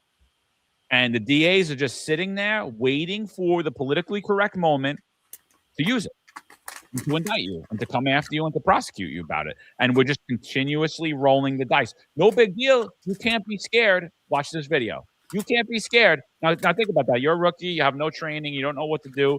You can't touch his back or his neck or put pressure on his diaphragm. What do you do? Watch this. Yo, this video is mad funny. I'm explaining this shit to y'all niggas, right? This nigga screaming, yelling, ah! Ah! He motherfucking pulling on my man's bike, so I'm coming over here to see what the fuck he doing, right? So the nigga glitching, right? Doing whatever the fuck he doing. I'm think like, what's up with this nigga? So I'm like, oh, it's this 3 bike that he pulling on. You heard? Oh, Then the nigga come to me. Yo, that's Papa. That was 3 bike. Now I'm thinking about the pop on me. Yo, it's going down. Oh shit. Yo, stop resisting, bro. He glitching. Oh, that nigga is strong, son. Yo, bro, that nigga is strong. Oh my god. Nah, son. Nah, son. You bugging, homie. Yo, homie, you tripping. Yo, homie, you tripping, homie. You tripping, bro. Yo, you tripping, homie. I ain't gonna lie. Yo, I fucked up with the audio. I'm fucking, yo, listen, OG got put on his fucking head. They planted this nigga like a tree. I couldn't believe what I was seeing, gang. Yo, bro, these niggas couldn't handle him. OG trying to come in the hell. He almost fucking died. Look at the pain in OG face right here. Look at the pain in his face. Oh my God. Look at the pain in his face, bro. I'm telling him like, nah, that's the nigga. OG hurt. Look at OG. Oh my God, son. Yo, bro, I can't believe what the fuck I was witnessing, bro. I never seen a nigga this strong before, bro. Like, you know when you see a nigga glitching off the PCP, off the weapon? Look at this nigga right here. Strong as hell. Look how he eat this taser to the ass cheeks. No freaky. Watch this shit. Ah, shit ain't nothing. It ain't nothing. Ain't no way this nigga's still going. Yo, look, yo, this is crazy. Yo, bro. Nah, son. Nah, B. Nah, son. Yo, bro, look, he's still going. Yo, y'all niggas gotta hit the shack, B. Y'all gotta hit the shack, bro. I'm not gonna lie, y'all niggas gotta get in the shack. She broke your ribs, OG?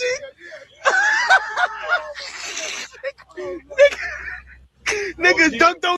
So there you go. There's a EDP situation. They can't put pressure to the neck or the diaphragm or the back, and yet they do it anyway. They're not trained to do the takedown. They're not allowed to do it as per the law, and they do it because there's no way to not do it. So every time you go out there, you're rolling the dice. Every single time you do anything, you're rolling the dice.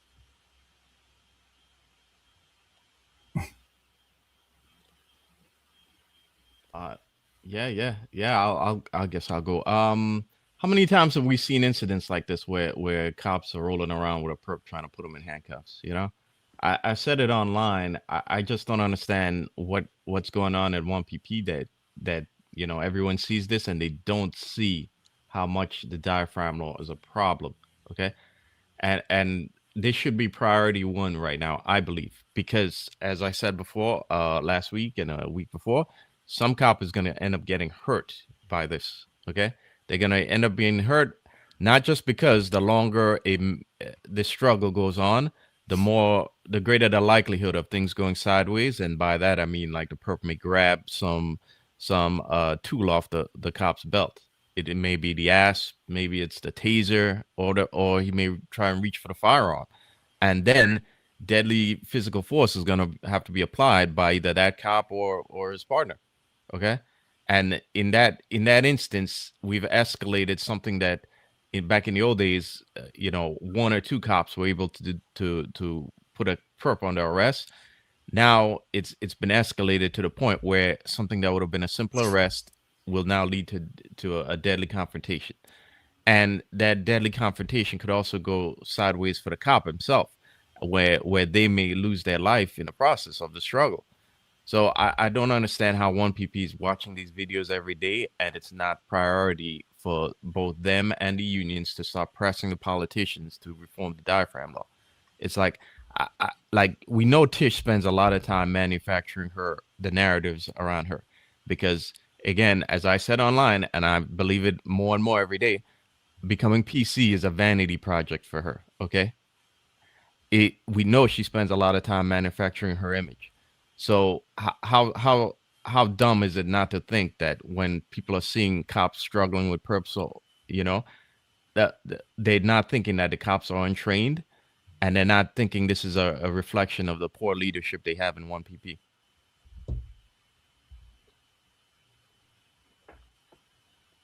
Mike, what's up? I mean, watching that video, you got a guy on PCP, number one, who's going to be a pain in the ass to take down as it is. And then you got cops going in fearful because those cops are thinking that they're going to be wrong right off the jump, which is setting them up for failure. So that whole situation is going to be tough from the jump. The taser's not going to do shit to a guy on PCP. You could tase him 100 times. He's not going to feel it. I think watching that video, only until the female jumped in did I see somebody trying to get his hands behind his back and at least try to like lean him on his stomach.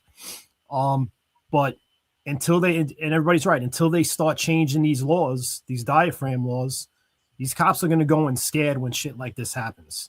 And you all know, as soon as you go into a situation scared, you lost. It's going to be a terrible outcome for everybody involved.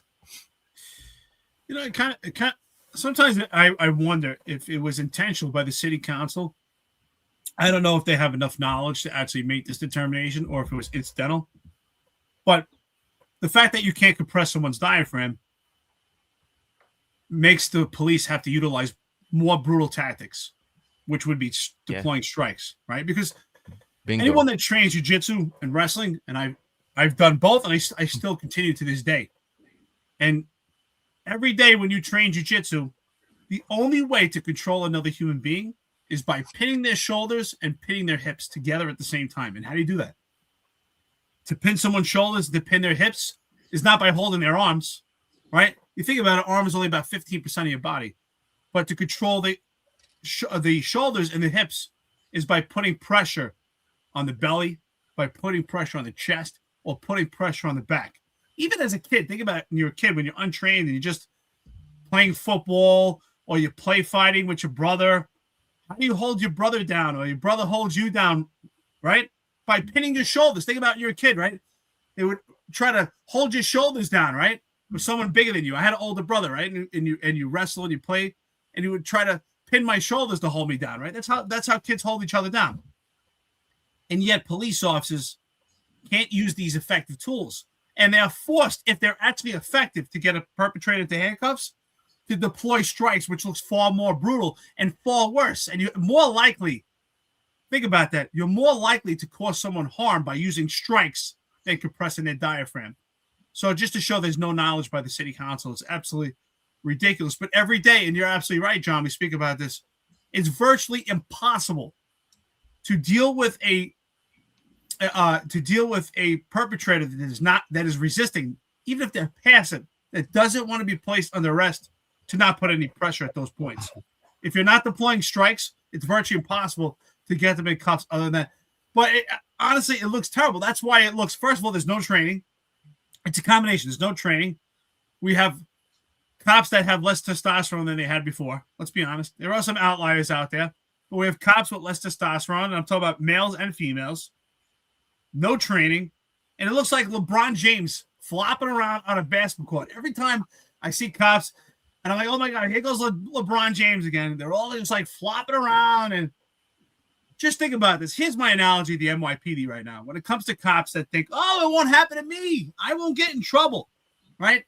If you can't hold the perp down by compressing their diaphragm and you're forced to deploy strikes, that perpetrator could die.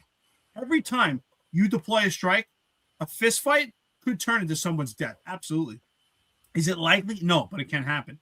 And I think about the NYPD right now. It's almost like people that go hiking. You hear about those stories, people that go hiking in the mountains. Remember that story several years ago where there was a hiker, I forgot where it was, and he got stuck and he had to cut off his own arm. And I feel like that's what the NYPD is right now. It's like these big boulders on both sides, and cops are walking through, and it keeps getting smaller. The boulders are getting bigger, and the cops are still walking through, and some cops get stuck, and some are making it through, and some cops get stuck, have to chew their arm off, and still survive, and some are dying along the way. And there's only so much space left before nobody can make it through. And that's the reality is the only reason you are making it through is by luck. Well, Look, I think that's what makes us the greatest police department, you know? And it's not because we have the tools, it's because we find ways to get stuff done in this environment. And the job knows it, and the job takes advantage of it. Huh? I see, but I don't think you find ways to get stuff done. You just assume all the liability and the risk. I honestly think it makes us the dumbest police department in the world. Dude, here's the reality for NYPD cops today. Here's the reality. You're going to go out in New York City streets. There's tons of mentally ill and homeless that you're going to fight with every day. There's tons of perpetrators that you're going to fight with every day. You're going to have to get physical. But here's your rules. You can't use any wrestling moves. You can't use any jiu-jitsu rules. We really don't want you. We want you to refrain from using boxing rules. We don't want you to use anything on your belt. Like, don't pepper spray people. Don't use the ass we gave you. We don't even like you carrying the nightstick because, you know, it doesn't look right. It doesn't look nice. We don't want you to have a helmet on during riots. And definitely don't use your gun. But it's good. Just go out there and figure it out. Go out there and figure it out. All we're doing is rolling the dice, dude. I think it makes us the stupidest police department in the world. It's good that we've been making a lot more money now. But, I mean, you're on patrol. You're doing enforcement. You're rolling the dice. Were you always rolling the dice in policing? Yeah, but this is uncharted waters. Anyone who says, when I was a cop, don't worry about when you were a cop because we're not talking about that. This is a totally different time. You would never be able to police in this scenario. Most of the guys, even the guys that weren't like proactive guys that trained us, even the guys that were on patrol, the guys that had 20 years, 23 years, they were real, like, you know, on midnights, didn't really want to get involved. Those guys would get fired in this, and those guys would get fired today because they weren't afraid to use force when they had to use force, and they were trained to use force. These guys aren't trained to use force.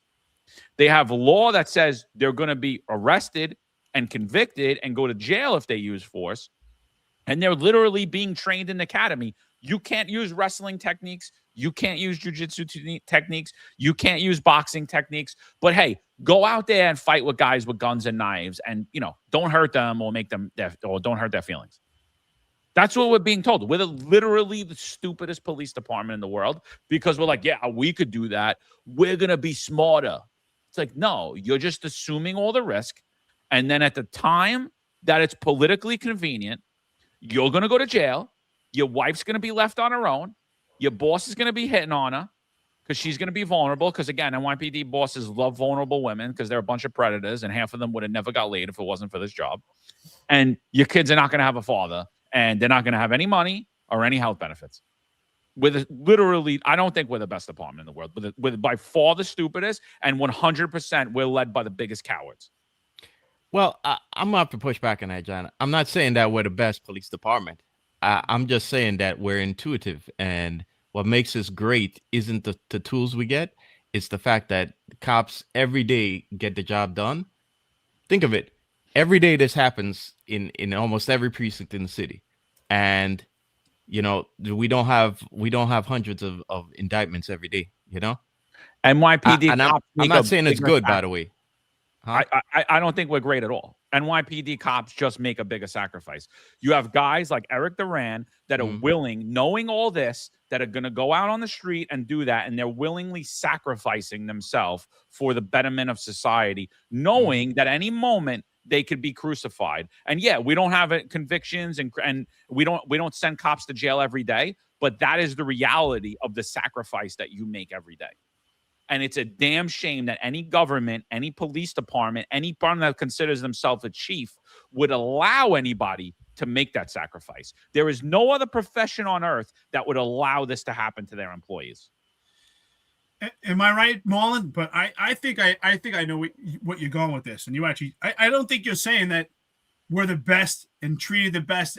I think what you're saying is that the cops are the best, that they actually navigate a system that is designed against them and still get the job done. I know what you're saying. John's right. They're completely stupid. I was stupid too. I thought they would support me. I went out there getting guns off guys, and the only reason I'm not in jail is by pure luck. And anyone else says, oh, but you're the most complaint cop. Not me. Well, if you think it's not you, well, you got to ask what kind of police work you're doing. I was just lucky. We were all lucky. Let's be honest. Mike, how many times did you go out there make an arrest? Marlon, same thing, John, where you said, shit, I could have been Daniel Pantaleo. I could have been Hugh Barry. I could have been Erik Duran. I've thrown objects before, and many people say, oh, but not a cooler. So why are we so obsessed with a cooler? Would have been better off if Sergeant Erik Duran would have shot him? I think Sergeant Erik Duran would have a better chance in a courtroom if he would have shot him than if he did with the cooler. Yeah, I was thinking the same thing too. For the amount of time he was looking at, 3 to 9, he might as well, right? Yeah, might as well. I mean, John Shell shot a perp, supposedly accidentally. He became the chief of department. So Sergeant Erik Duran was actually better off. He should have shot him. He would have been the chief of department. Yeah. So the reason why I said that again is just I'm not saying it's a good thing. I'm saying this is what the chiefs and executives at 1PP know, and this is how they navigate a broken system, right? By sending you to go do things in unrealistic with unrealistic expectations of you, right? And they're not going to push back against the liberals and academia and all these wackos because they want their $500,000 job in Wall Street when they retire. So they know we're good at being intuitive and working around the system, and they're going to keep pushing it onto us. I want more touches. I want all this BS. But, if things go sideways in the process, you're on your own. Okay. This is what the chiefs know, and they take advantage of it. And that's what basically the bottom line of what I'm saying. No, I get what you're saying, but I'm just saying, like, you're literally, as an NYPD cop, you're literally being sent out in a lose-lose situation. It's like everything you do, you're on your own. You're absolutely on your own. And if the narrative is friendly, we'll paint you as a hero. If the narrative isn't friendly, we're going to paint you as a villain. Right? But we sent you out there knowing that it's actually impossible to do your job because anything you do is wrong. Anything you do could be misconstrued and spun a different way. Again, I gave you the scenario. If Sergeant Duran was on that scene when the baby got shot and killed, 7-month-old, and a 2-year-old brother was grazed by a bullet, and he picked up the scooter and he threw it at that scooter, and those guys fell, and they cracked their heads open and died, we'd be saying right now that Sergeant Duran is a hero. But instead, because, we don't really care about dealing drugs. It's not, guy wasn't killing nobody, We don't know, who cares? Like, no, dealing drugs isn't killing anybody. That's not really, because of that, he's in jail. But either way, he was sent out there in a lose-lose situation. We should have stopped doing buy and bust in 2013. We should never be doing moped enforcement. We should have never been doing it the whole time until something changes. Here's the real thing. Like, the unions should be saying right now, we're not doing moped enforcement until you give us a set of guidelines on how to do moped enforcement. We're not fighting with these EDPs until you give us guidelines on how we can fight with the EDPs and not violate the diaphragm law. Until then, we're going to follow EDP procedure to the letter of the law. We're going to take that 5-page procedure and we're going to say, we're going to isolate and contain. We're going to rope off the door. We're going to call ESU. We're going to put it on the duty chief. We're going to let you chiefs earn your money. You guys are going to be earning your money. There's going to be a whole lot of time, and there's going to be the entire city will shut down waiting for EDP procedure. Until there is going to be an effort to repeal this diaphragm law, we are going to follow exactly what the law says and exactly what the NYPD procedure says. We need direction now. And why do we need direction? Because if we don't have direction, Hugh Barry goes to jail and Danny Pantaleo would be sitting in jail. And the only reason they're not in jail, they got fired 100%. And it was disgraceful and it was wrong. And they should both get paid a ton of money for what happened to them. They should both get paid a ton of money for what happened to them. But the only reason they're not in jail is because they had that direction. And right now, NYPD cops do not have any type of direction. Moped enforcement, takedowns, wrestling with people, none of it. Buy and bust, done. It should all be done. Who cares? Who cares? You're not going to get your grade. You weren't getting it anyway, bro. Don't worry about it. So recently we were promoting the key promotional school, right? Guys getting ready to get promoted to sergeant, studying right now. John, you still have the patrol guide? I still got my patrol guide. Yeah. Can you do me a favor? Can you go to the page of the patrol guide that describes the guide for mopeds, for cops? Can you go to that procedure? Oh, moped enforcement? Yeah, can you go to that procedure, please? Oh, no, they didn't write that one yet. No. Okay, they didn't put that. Oh, I see. Yeah, okay. They didn't write that one. Can you go to the procedure that says improvise and adapt on resources? Can you go to that one? They don't have that. So there's no procedure on how to take anyone down either. It's They not had right. 6 years to put that procedure in too. 6 years they had to put a procedure in for mopeds. It's crazy. Well, it's just really the chase, and it's just telling you not to. That's all it's telling you. Right. That's all it's Exactly. telling you is not to chase. It's not on how to remove someone off a moped. So nuts. Sergeant Erik, in my opinion, Sergeant Erik Duran, and Marlon, you and I both agree on this, is a casualty for 2026 NYPD. I believe there's a certain amount. I don't know what that number is, plus or minus, but I think there's a certain amount of sacrificial lambs that the NYPD gives to the public, because somehow the khaki pants, cargo pants, whatever you want to call them, are still running around free of, and I don't want to see anyone go to jail, any cop. But the point is, free of any potential prosecution. What did Sergeant Erik Duran do any different than those cops in pursuit of violent perpetrators? He threw a cooler? Some people have become so focused on the object. Why is the object so important? And that's why it sounds kind of funny, but I honestly think that Sergeant Erik Duran would have a better chance in court if he would have deployed his firearm, because everyone is so fixated that he threw a cooler. It's absolutely sick at this point. Well, Sergeant Erik Duran should get the support of every law enforcement professional in this entire country, not just the NYPD. If you're in the NYPD right now, you should be given $1,000. And if someone sends me the GoFundMe, I will give $1,000 to Sergeant Erik Duran. His family needs it. $100 is not enough. $20 is not enough.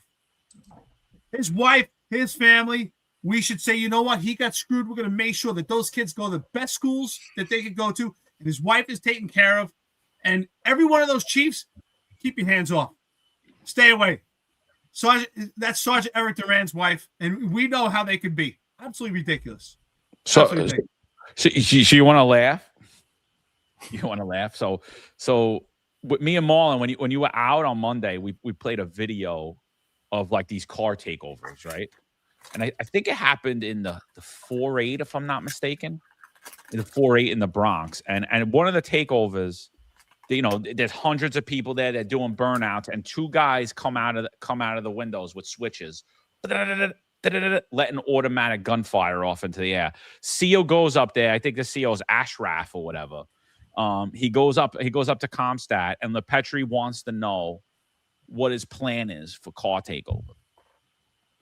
And he said, "Oh, we had a plan last year. We had a plan last year." That's what he said.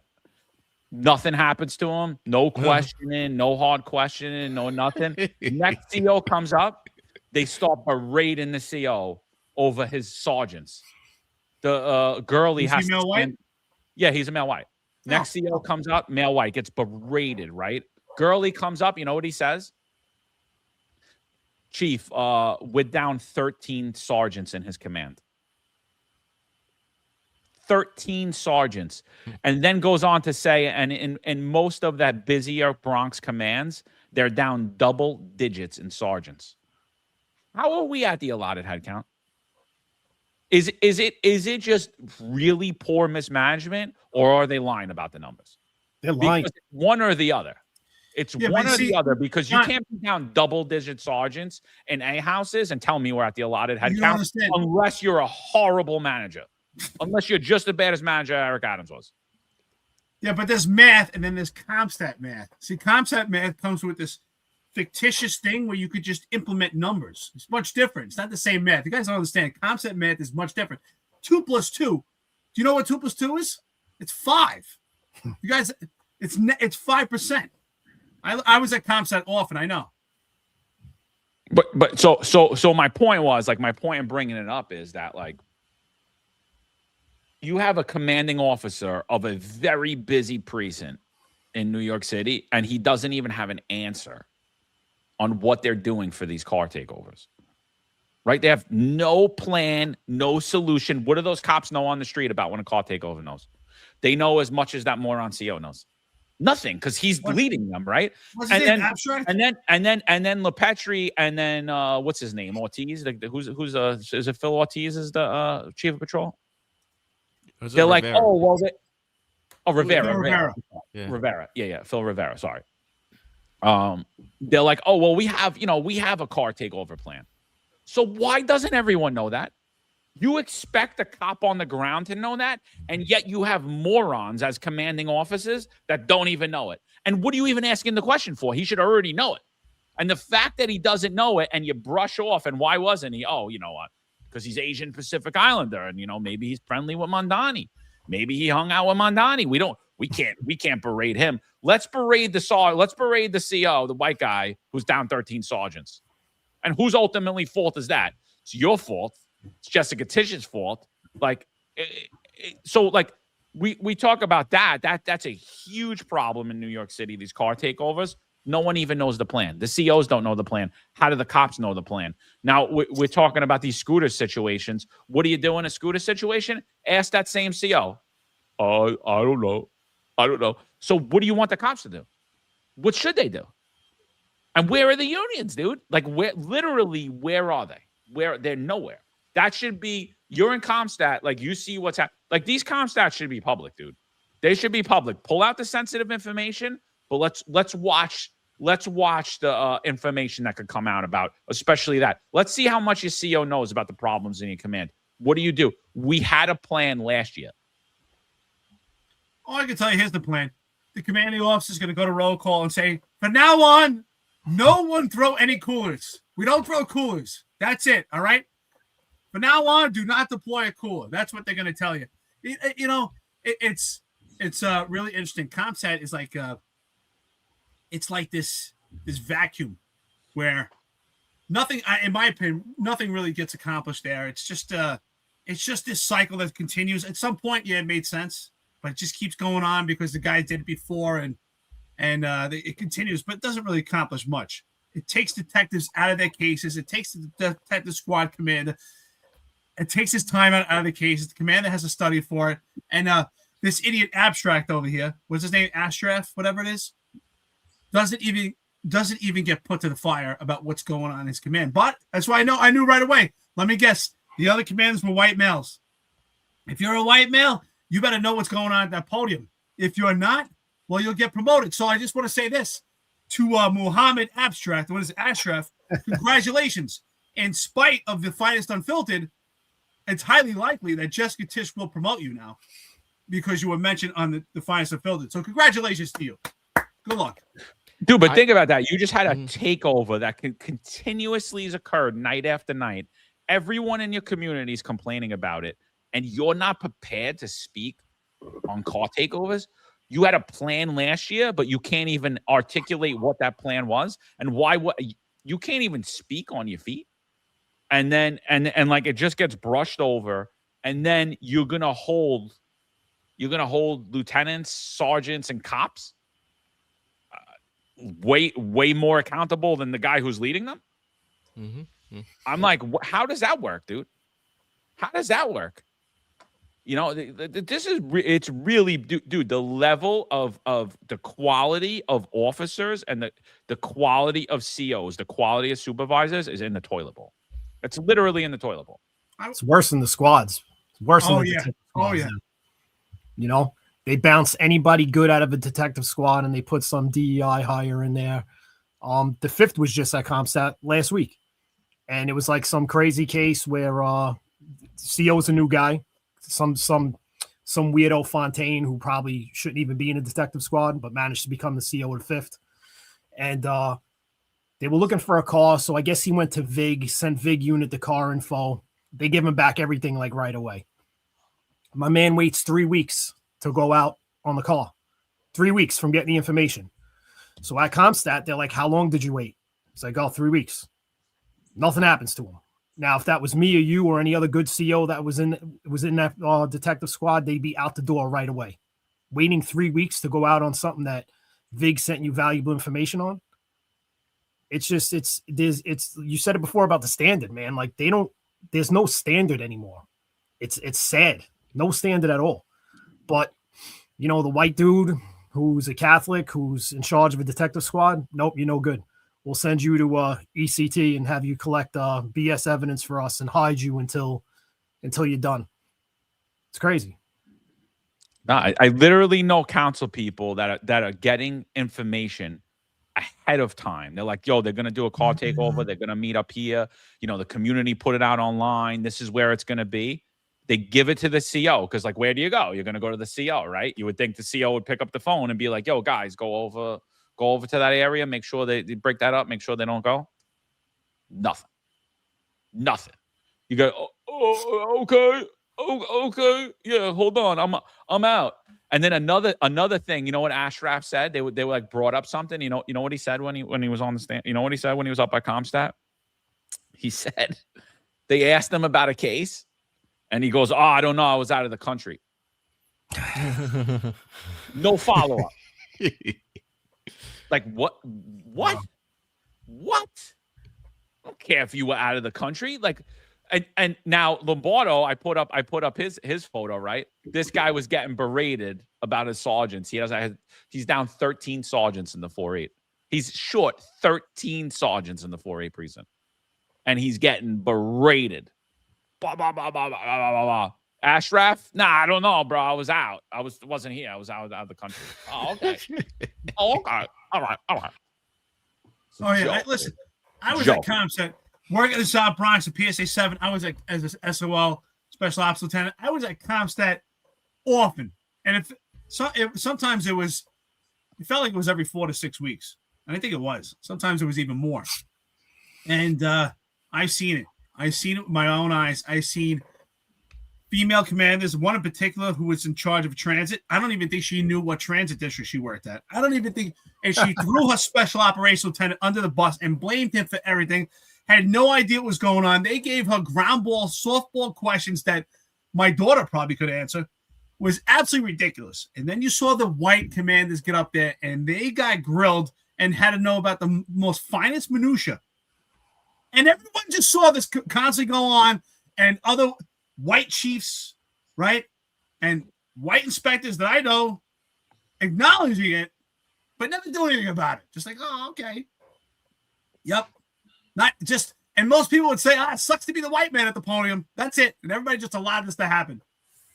And it's the white man doing the yelling too. Yeah. You know what? That's a great point, Mike. You're absolutely right. It's crazy. Look at Michael Petrie. Total jellyfish. He knows exactly what's going on with law enforcement right now. Sergeant Erik Duran is getting a raw deal, and then you got some balls. This guy is going to jail for 3 to 9 years. And you're going to tell these cops to go out there and pursue these mopeds. Oh, but as long as it's not a cooler. Shame on you. Shame on you. Michael Petrie, you should be, if anybody, more than anyone, you're the chief of department. You should be dipping a large sum, and you should be going to Sergeant Erik Duran's wife, and you should be giving her that money. Shame on you. You're no different than Terrence taking knee Monahan. You're the same person. The only difference is you haven't took a knee in person. We haven't seen it, but you are taking a knee. Dude, it's honestly, it's so gross, dude. And then this comes out yesterday, right? This is from Columbus, Ohio, bro. Columbus, Ohio.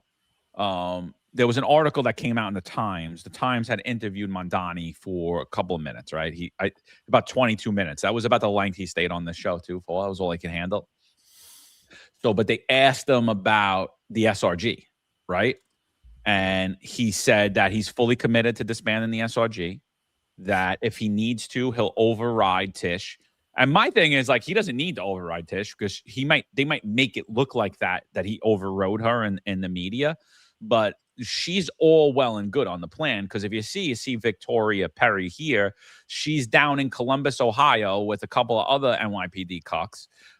Ellie Bisgard, who knows nothing about public safety. Dean Fullahan, who knows nothing about public safety. They run good campaigns. I mean, Dean's definitely got his hands tied into a lot of stuff that de Blasio, a lot of shady stuff. So Ellie runs a great campaign. I don't think she has anything to do with policing. I wouldn't want her anywhere around it. But so what they're doing there is, this is what the post came out. It said top Mondani officials, including Ellie Bisgard Church and Dean Fullahan, Freddie Goldstein, took a field trip to Columbus, Ohio, to study their dialogue unit for alternative protest responses. This comes as Mondani says he's having convos about disbanding the SRG. So think about this. We're the number one terrorist target in the world, New York City.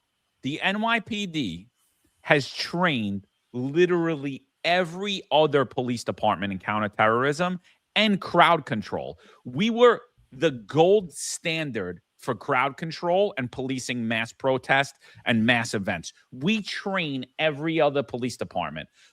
We just had a terrorist attack, a failed one, thankfully, only because the terrorists were incompetent. Nothing to do with Chief Edwards, who failed miserably. Nothing to do with him. Absolutely nothing to do with him. By the grace of God, those bombs didn't go off and numerous lives weren't lost, right? The terrorist told us he was there. He intended to kill 60 people.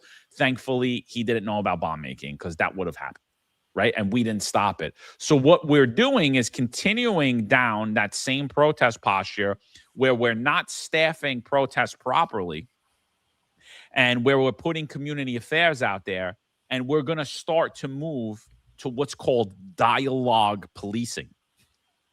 That's the dialogue unit. That's what they train. They train dialogue policing at protests. So yeah, if you go to a protest and it's a freeze the rent protest, or it's a friendly protest and it's a handful of people, obviously, then the protest settlement agreement doesn't matter, and then having the dialogue policing unit doesn't matter. But unfortunately, we deal with a lot of really crazy protests that turn into riots. We're on the world stage. Columbus, Ohio's got about 800,000 people and 2,100 cops. New York City has probably about 12 million people, and we have 35,000 cops, supposedly. So it's not even on the same universe.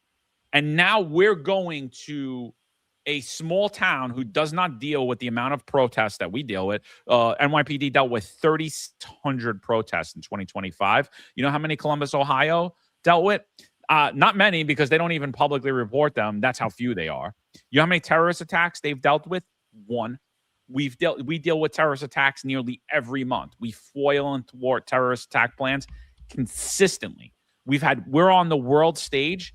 They're a small, medium town. They're not even in a top 100 terror target list. And yet we're going to go to them to learn how to police mass protests and mass events. So my idea is great. I have a great idea. Let's get the Columbus dialogue unit. Let's swear them in for a week. We swear them in as New York City police officers for a week. We bring them to Manhattan. We re-invite Jake Lang to come. We let all the lefties know Jake Lang's going to come. And then we have the dialogue unit police that protest. And then when everyone's dead, we round up Jessica Tisch. We round up Zohran Mondani. We round up Ellie Bisgard. We round up Dean Fullahan. And we prosecute them for manslaughter, because this is completely reckless and makes absolutely no sense. What do you think about the dialogue unit, Marlon?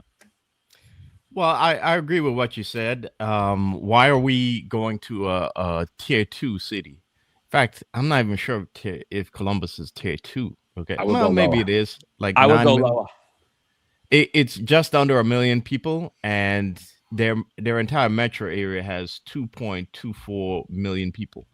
Right now, keep in mind, Brooklyn alone has 2.6 million people. Queens has 2.4. Actually, Brooklyn has 2.7. Manhattan has 1.7, the Bronx 1.4, and Staten Island 500,000 people. New York has 8.5 million people. So why is a city of 8.5 million people taking advice from a city with 1 million people? Okay, Even a metro area, again, is not as big as Brooklyn. Okay. So it doesn't make sense. But it does when you look at the grander agenda at play here. And the bigger agenda is that Columbus is one of those smart city initiatives. Basically that city is and Ohio itself also is a project of globalists right now. And these people, again, the people you have in our government are idiots. Okay, they're idiots, right? They wait to get their ideas from these bigger NGOs and these leftist academics, right? They don't have any good ideas of their own. So they see other cities, smaller cities that have to deal with a few of the problems that we have, and cities that are also newer too, and they take their advice from them when those other cities should be taking their advice from us, because again, we have a bigger population and we deal with larger problems. But this is what you're seeing in this case. Yeah, you're spot on. It's interesting, right? The dialogue unit from Columbus Police, Ohio, actually met its inception right after the George Floyd riots. And the idea was how to engage the public to build trust and to have de-escalate situations through conversation.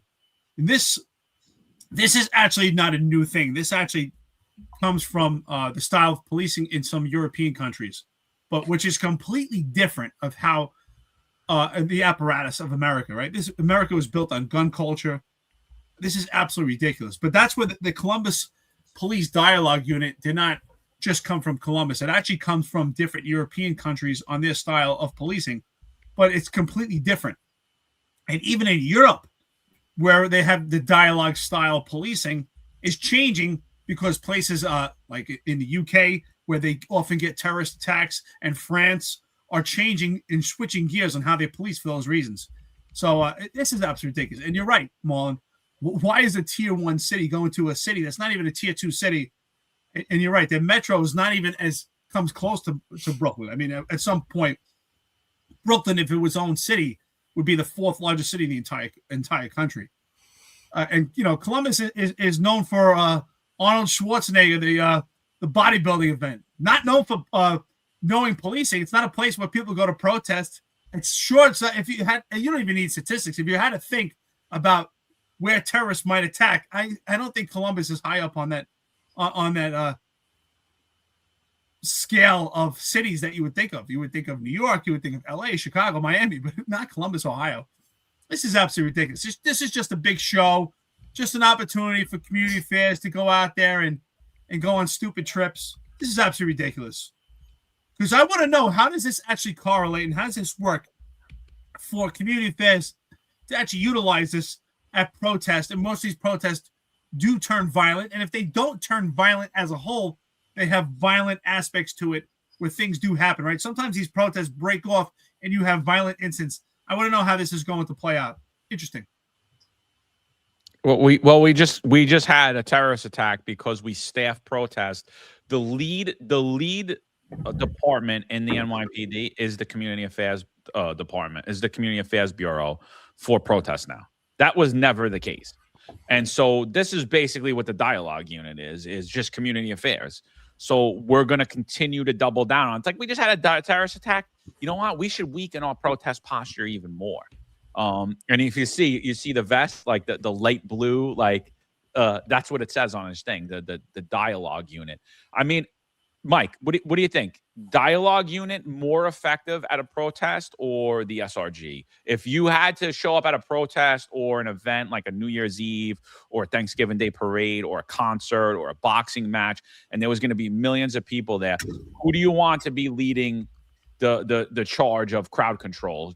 Would you feel safe going there with your wife and kids with the dialogue unit? I think this is the stupidest shit I've ever seen, is this dialogue nonsense. You want SRG there, 100%. Like, who in their right mind is going to feel safe with a dialogue unit on scene? It's honestly the stupidest thing I've ever seen. And it's like embarrassing that you have the NYPD going to Columbus. Like, they might as well come here to Horry County, where you got 367 members of service in their department. see what they could offer you. Like you're the NYPD and you're coming out to these small towns that don't deal with this. It's the dumbest shit I've ever heard. I can't believe I'm about to say this, but I'm going to say it anyway. Maybe at this point, maybe we should just defund the police. Maybe we should just get rid of the whole entire law enforcement profession because we're doing it anyway. If we need if we're going to have a dialogue unit to police protest and police incidents, and we can't chase after fleeing perpetrators that are trying to kill people, and if we throw a cooler at them, we're going to jail. Maybe we should just defund the police and get rid of the entire law enforcement profession because that's what they want. That's what they're doing. They're minimizing it day by day with these draconian laws that come out of city council and the entire country with this globalist idea, not just America, this globalist idea of anti-police. So maybe we should defund the police. Maybe we should just eradicate and move away from the law enforcement profession completely. Dialogue unit is laughable. I want to see what the patches look like. What's the patch look like? It's going to be a cop with a microphone in their hand. It's going to be a clown. What's that? It's going to be a cop in a clown suit, bro. That's what it should be. It's crazy. Honestly, maybe at this point, we should defund the police. John, what do you think? Let's defund the police. Let's do it. I mean, haven't we been doing that? I mean, like, isn't that what's going on? You know, like that's the whole thing is like we just defunded and emasculated the entire police department. I put a video out the other day just because I thought it was ridiculous. This guy's like berating these neighborhood safety team and out of the 5-2 in the Bronx. And I don't know, man. I think like go back to a standardized uniform or let these cops police in plain clothes. You know, a cop's got his hat down all the way below his eyeballs. I don't even know how he sees anybody. You know, he got his little Yankee thing here. It's totally out of uniform. He looks cool. I mean, he doesn't because he's getting abused on the street. That's what matters. Like, he doesn't look confident in dealing with like trying to keep people calm. And then this like thick girl comes walking up with like her hands in a vest, and the perp just completely calms down. He's like, "Yo, how was your day, baby?" And I thought it was hysterical. That was hilarious. He went from like 100 to like 0. You know what I mean? In like a second. But like that's literally what New York City wants. Like that's your only thing. Just get a bunch of hot girls and send them in, and hopefully no one tries to take advantage of them. Hopefully they calm down and they treat women with respect. If they don't, I mean, then that woman's going to become a victim. But like that, we've already emasculated the police department. It's already done. It's already been defunded. And like, dude, there's zero pushback on any of this stuff. Like we're the only people talking about this. Can we please stop with John? It drives me crazy.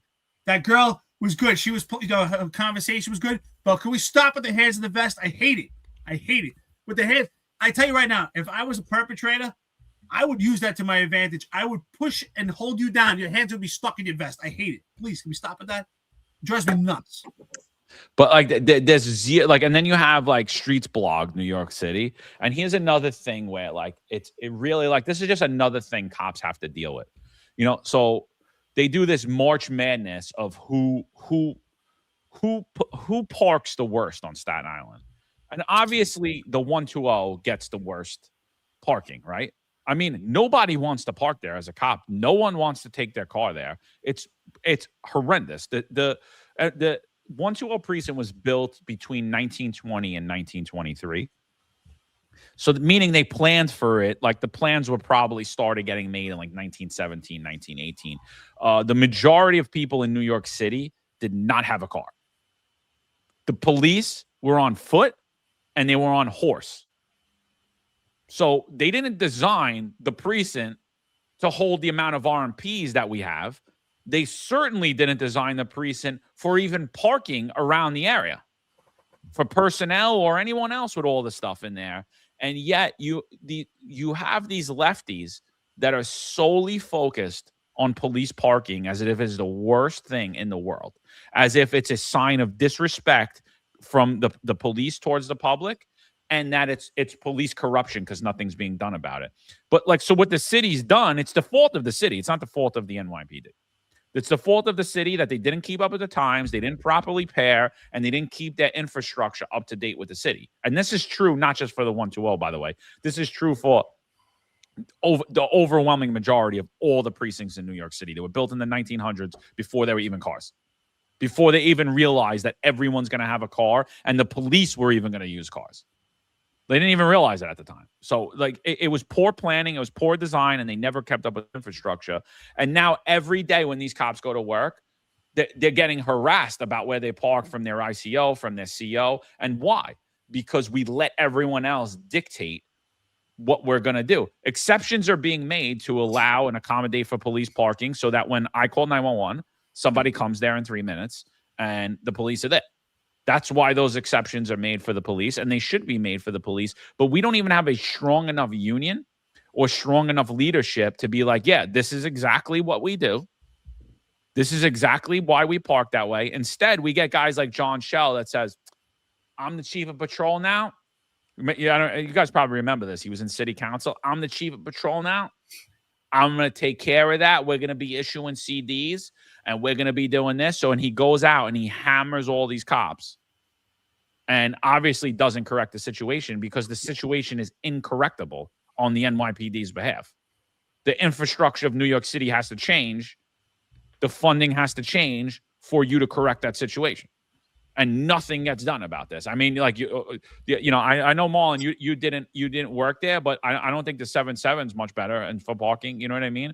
Like No, I know course. that them two work there, and parking is horrendous, dude. It's never going to change, and yet we allow cops to get abused every day and get disciplined for doing what they're told to do, and the only option that they have. Yeah. You're absolutely spot on.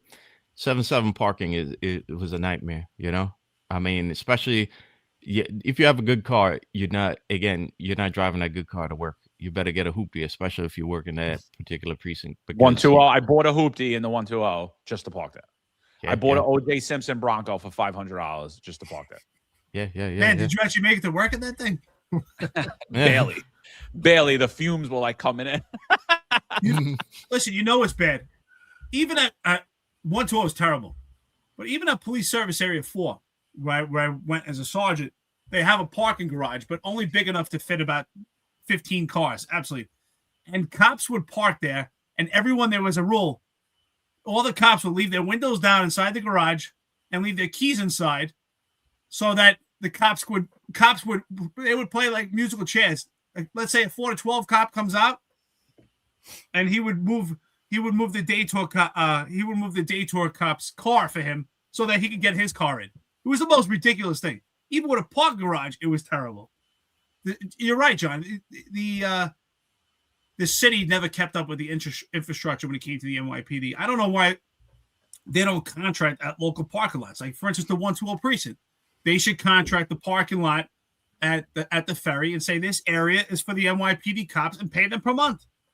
It's just absolutely ridiculous that the cops are in this situation. And the solution is when there's negative attention and it actually gets to the public eye, you get someone like John Shell say, yeah, we'll take care of it. And then just enforce discipline. And hopefully that keeps people shut and quiet for a year or two until it becomes another situation where it's in the public eye again. Absolutely ridiculous. And some people say, oh, well, take a train, take a bus. You know, if you're a cop and you're working double shifts. That's the union's answer. Take the bus. Yeah, it's absolutely ridiculous. Yeah. And look, they're not talking about congestion pricing and all of that either, how that's going to make things even worse, you know. But I'm going to say that the problem is even worse than you think, because think of it. In the 80s and the even up until, let's say, the mid 90s, there was a lot of space in parts of Brooklyn and, you know, all throughout the city, really, where the city could have bought the lot, right, and used the lot to put parking there or for infrastructure, or move some of these precincts, build a better precinct in a larger precinct that could accommodate the manpower, but they didn't, right? And if you look at the infrastructure of these cities, especially New York, the infrastructure is like over 100 years old and it's falling apart. You know, we've mentioned it numerous times. When it rains heavily, parts of the city repeatedly get flooded.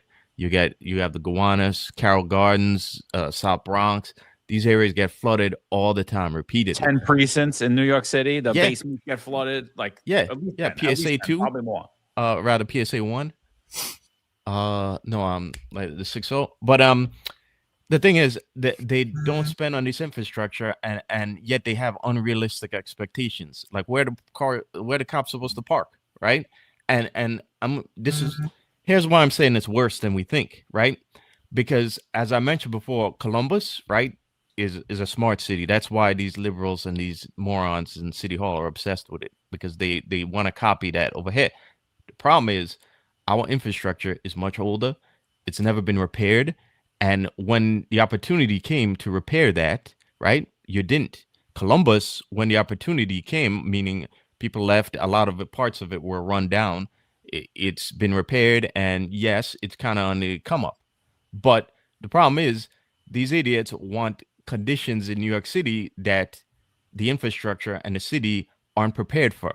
And they want to get the cart before we get to the horse. And one of those, and it's not just here too, it's other big liberal cities, tier 1 blue cities like Philadelphia, LA, Chicago. And I'm bringing this up because there are other parts of the agenda that they want to accomplish, like having robots all over the place. And the problem is that the unhappiness with the other aspects of the city, like the infrastructure, right, are leading to people destroying these robots. Okay. And this entire tech agenda and the grand scheme that they want, okay, it won't happen in parts like New York City, because not only do we not have the infrastructure for it, but we have a public that's growing very angry at the fact that these issues haven't been addressed yet. And that's not going to be, they're not going to accomplish that agenda at all here, because they didn't fix the horse, and they want to now get straight to the cart. So it's a much bigger problem than we think, and I think you're going to see how much of a bigger issue it is as things go on. You know what, Marlon, you make up a great point, because it shows you the path that New York's going down. We often talk about it, right? AI, because really, what does a smart city mean? Smart city means that's a city that has controlled by data, controlled by AI. That's really what it is. So when we talk about smart cities, you're spot on. It's not just the convenience technology. It's really about data. It's about control. It's about all these things we often talk about when it comes to artificial intelligence. Spot on, brother. Yeah, but they can't even have that, because they want to skip the part that will benefit the actual people and head straight to the part that'll benefit the rich guys and the corporations. And they're so stupid, they don't realize they can't get to the cart before you fix the horse. Yeah. Dude, it's true. Dude, think about the Department of Community Safety that Mandani's pushing, right? The Department of Community Safety is based off of a pilot program. And by the way, Adams was pushing this too, pre him getting elected. He was pushing for this. He wanted this civilian style of policing, but it's based off of a pilot program that no longer exists in Albuquerque, New Mexico. And they did one in Durham, North Carolina too. So population in Albuquerque, 560,000 people, and it failed. But you want to bring it to a city of 12 million? Population of Durham, North Carolina, pilot program failed, 288K. But you want to bring it to a city of 12 million people, right? So you're 100% right. They're not planning. They're just grabbing these dumb ideas and just dumbing down and just be like, oh, this little hick town that nobody's ever been to is doing this. And it seems like, well, it didn't really work. It failed, but maybe we can make it work here. And they're just doing it anyway and running with it and spending way more money than those pilot programs on it. And you know what? You know what all these cities have in common that are smart cities? They're all blue cities. If you look at all the cities that are smart cities right now, Denver, Chicago, New York, San Francisco, Austin, even Texas, or it's Texas, but Austin is a liberal city. That's where it's a smart city. Every one of those smart cities is a blue city. Think about that. And they're all anti-police. And they're all trying to replace their police with artificial intelligence. So they're all on the same template. Spot on, brother. Yeah. I'm sorry, Mike. No. I disagree, Ellie. Okay. The difference is that the difference is a lot of the blue states have newer infrastructure and they're newer cities. And the problem is you can't get to the cart before you fix the horse. If you want to get to those conditions in New York City, you have to fix the horse first. You got to improve conditions for the people first, and then we could talk about that other new stuff, that fancy stuff. Sorry, Mike. Yeah, I'm reading in the chat too. We got a lot of people going on the parking and the buildings being old. A lot of those buildings can't even be touched in the city because they're considered like historical landmarks. So redoing a building is pretty much out the window. They'd have to build a whole new precinct. I think they did it with the 9th, right? A new 9th precinct went up at some point. Well, the same thing with the 120. It's historical. It's historical building. There's nothing you could do with them. So, like, as far as parking goes, like, you kind of shit out of luck, man. You just got to deal with what you have over there. Well, somebody in the chat said that, like, so they put that mall across the street from the 120, and they were letting the 120 cops park in it, and they stopped it after COVID. So, like, that's what the city should be doing, is like making a deal with these parking garages, whatever it is, tax break, fund them, whatever it is, and let the cops park in parking garages around. That's the only viable solution. Like, because really, what are you doing, dude? There's not even land you could buy. And then someone else said, think about this. Someone else said that right behind the 120, they're putting a school. I don't know if it was that paid parking lot that you could pay for, but they're saying that they're putting a school there. Could you imagine what a disaster that's going to be? And you already have Curtis back there, and yep. The other school. I forgot the other school that's back there. You got that museum. The museum's right behind the museum's there. Right. That's crazy. McKee? Yeah, McKee. Yeah, McKee. Yeah, that's what I'm saying. Why doesn't the city, along with the NYPD, contract out the parking lot at the ferry? There's some big parking lots along the ferry. Every precinct should be contracted a location that they can. Obviously, and if it's not close by, have a place where the cops can park, and have a shuttle bus that takes the cops to work from there, and have someone actually secure that parking lot.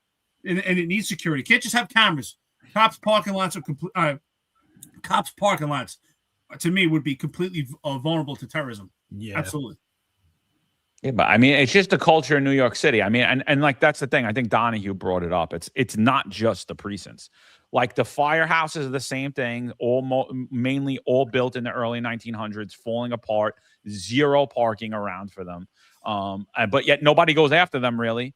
And then the other thing is, like, when you look at schools, I mean, you live around a school, bro. In the morning and in the afternoon, it's a disaster. It's a disaster. It wasn't set up for the infrastructure. You go to a southern state like Florida, South Carolina, you go there in the morning, it's still a disaster, but not with parking, because you literally pull up and drop your kid off, or the bus takes them. It's a completely different setup than New York City, where it's just like, yeah, we're just going to triple park, rush our kid into the building, rush back to our car, hope you get a ticket. And it's like, Look, and I get it. It's a metropolis. It's the largest metropolis in the world, New York City, and you can't build out, so build up. Buy locations. Listen, there's a price for everything. Even if people don't want to sell, if the city gives them the right price, they'll leave, knock the building down, and put a 5-6 level parking garage for the cops, so you can actually accommodate. Instead of just giving command disciplines and form a discipline, actually come up with a solution. In the end, it will actually be more cost effective. Mm-hmm.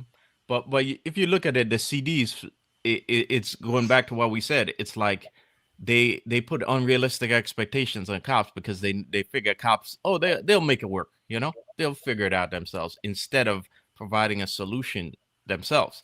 And I just want to point out again that Mandani's, this whole racial equity plan, right? There are parts in there I was looking at for the police department. I didn't get to the housing yet, but I already noticed this plan is a lot of the BS that they've been pushing for years now, including the city of Yes, right? What's interesting is there's no talk of infrastructure in this plan, okay? Like parking lots. And it's not only for cops, but there should be parking structures in Manhattan, municipal parking structures. When I went to Philly a couple months ago, right? And there was a vertical parking facility, a vertical parking lot, a vertical municipal parking lot. Okay. And I thought, this is great. Somebody was thinking here, right? Because we know, these cities want to get rid of cars on the street, but where are cars going to park? You have to provide an infrastructure for people to come and visit the city, and for also the workers to be able to travel to the city at odd hours of the night, right, to work their tours and be able to accomplish it without having to stress out themselves over where they're going to park. But there's no plan in here, right? And just to talk about the firehouses, there was recently a fire in a Bronx firehouse, and it's funny because 2 weeks before that, the fire commissioner was at city council, and she was getting grilled by Councilwoman Areola, Um, and she talked about the deteriorating conditions there, and it's ironic. It's pretty, I guess, ironic that just 2 weeks later, here's a fire in a firehouse, and the structure of the firehouse, prevented firefighters on the second floor from easily getting out. So this is a major problem, and it's not. I don't think enough people really talk about, are talking about it. First of all, I looked at his plan also, and if you ask me, this plan is completely illegal, and I think it's just completely discriminatory. They might as well call his plan not the racial equity plan; it should be called anti-white man, because that's what his plan is. And because even in his plan, it shows the comparison of the median salary for whites versus blacks. Why do we actually have to measure that? I think that his plan, this racial equity plan, is completely illegal and actually correlates to the whole vaccine mandate because it goes against everything that we believe in. It's completely discriminatory. It goes against religion. It goes against ethnicity. It goes against everything. You have to discriminate in order to have his plan actually be effective. Mike, did you get a chance to look at it? What do you think about his equity plan? I heard him talking about it, man, and I had to shut it down because it's just it's probably the most racist shit I've ever heard. Exactly. And they just let it go. It's like nobody can. And if you flipped it around and made it any other way, all hell would break loose. It's almost like not real, but it's sad that it is real. You know what I mean? No, yeah, it's crazy, dude, and that's why I keep pointing out the Department of Corrections, and everyone's so dumb they fall for it. It's like just throwing it's just throwing chum to the water and the sharks come. And I'm like, well, I've been pointing out that the Department of Corrections, I forget the exact numbers, but overwhelmingly black, right? Leadership overwhelmingly black, even though 3 times the amount of blacks that are represented in New York City population, right? And then when you look at whites, they're 3 times underrepresented what they are in New York City population. They only represent 8% of the Department of Corrections. And so I'm like, if it was truly about equity, your messaging, what you'd be looking to do is lower the amount of blacks that are in the Department of Corrections and bring up the amount of whites that are in the Department of Corrections. And all these black guys, you're a racist. White guys don't want that job. And I'm like, well, but that was the argument with the fire department, right? Wasn't it that we only recruited in black and brown neighborhoods and still they didn't take the test? So the judge deemed the FDNY racist.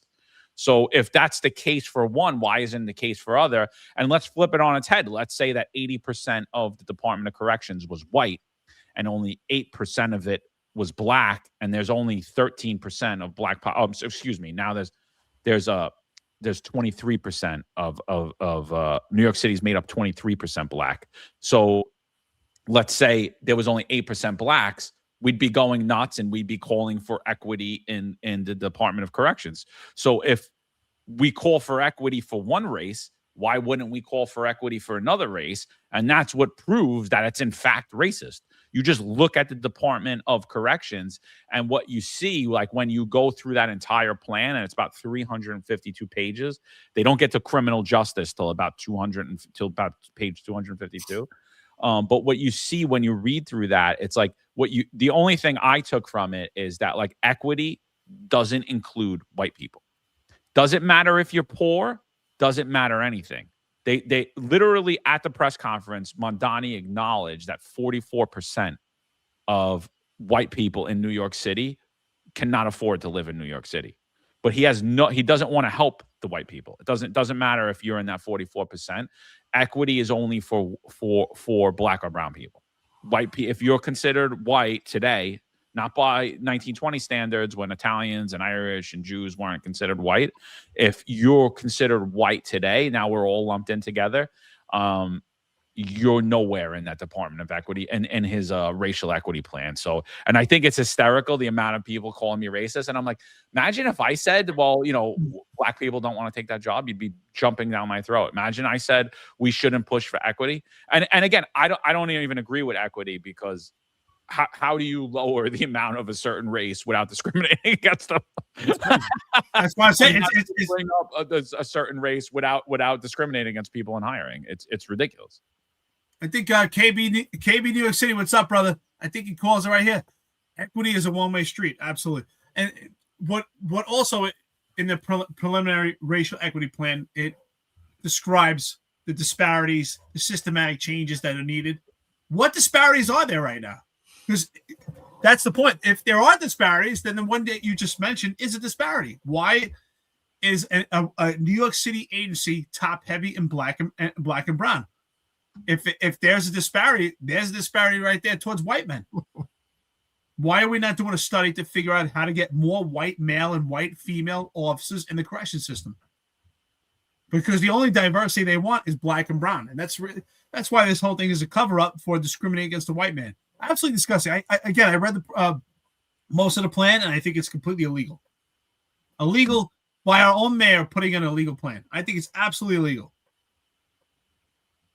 Yeah, I think it's wild. And what's crazy is I was talking to someone the other day, and you remember we put out that clip with Tanya Meisenholder, who used to be the deputy commissioner of equity inclusion, where she said that they were targeting Asian women.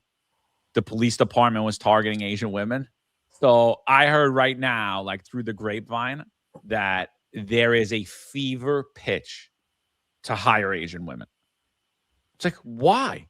Why aren't we just looking to hire qualified people? What are you targeting a specific race and gender for? That on its face violates equal opportunity law. That on its face is you're literally reverse engineering investigations and reverse engineering hires to meet that. And we saw how that turned out, didn't we? We saw how that turned out. We have guys on the job that were arrested for illegal firearms, robberies, multiple grand larceny autos, resisting arrests. Like, come on, man. Listen. I believe in forgiveness, but like, a guy just got arrested for stealing a car a year ago, and then he steals another car, resists arrest, injures a cop, and then 6 months later he's a cop. Come on, it's ridiculous. Yeah. I'm curious. Are those East Asians or Indians? Indian women they're looking to hire. I'm very curious about that. Asian women. They're not. Then it wasn't playing out. But I believe when they're saying Asians, they want both.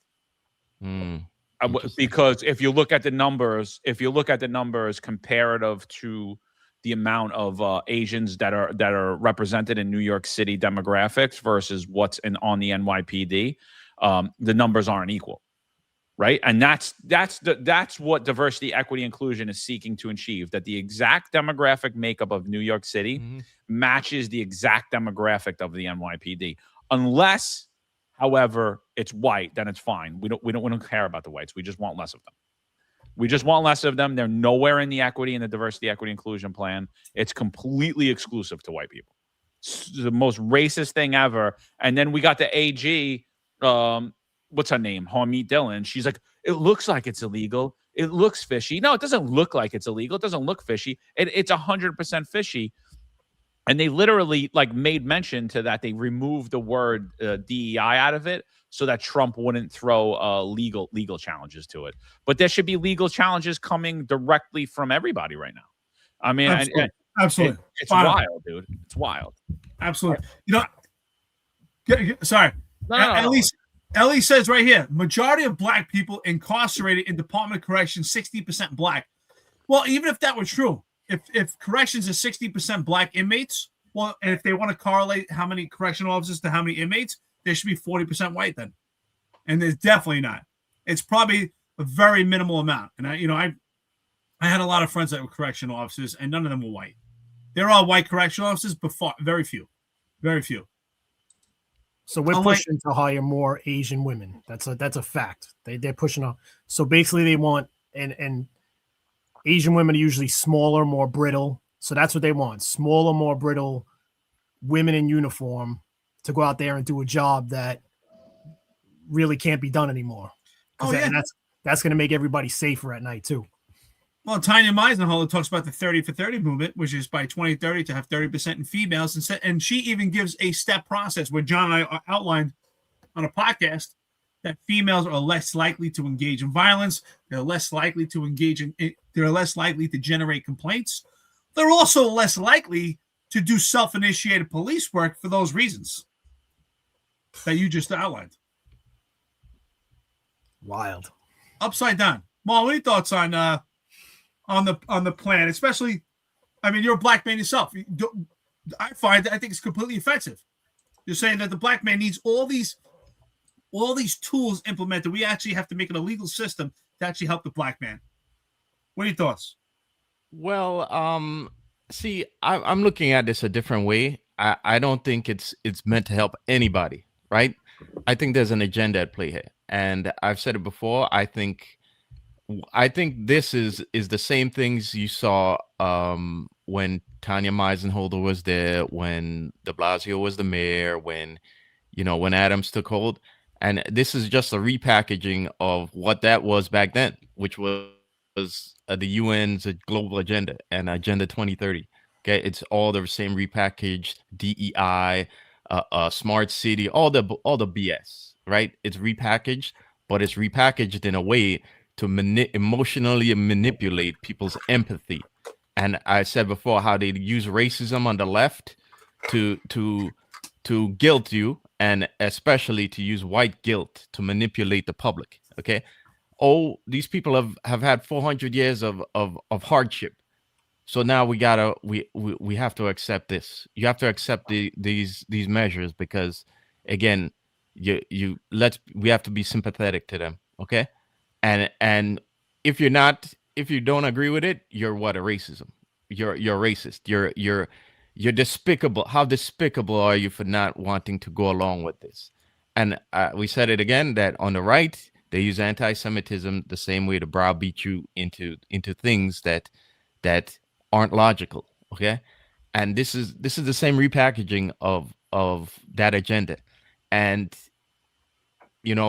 I immediately thought that once I got to this paragraph in the NYPD section, right, when they're talking about VR and that bullshit again, I'm like, what the hell does VR got to do with equity and all this? Why are we talking about VR programs? What the hell does this got to do with anything? We're gonna create a program for them. Shh.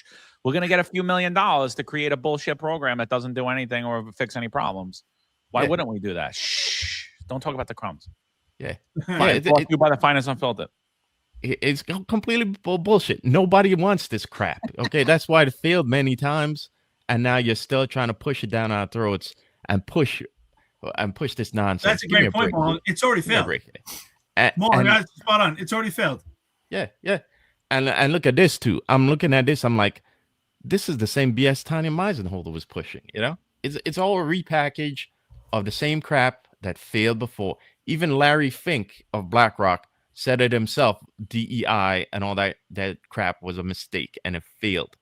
So again, these people don't give up, you see, and because they're stupid and they take their ideas from things that are already being pushed by academics and by corporations, and they just repackage it as their own ideas, okay?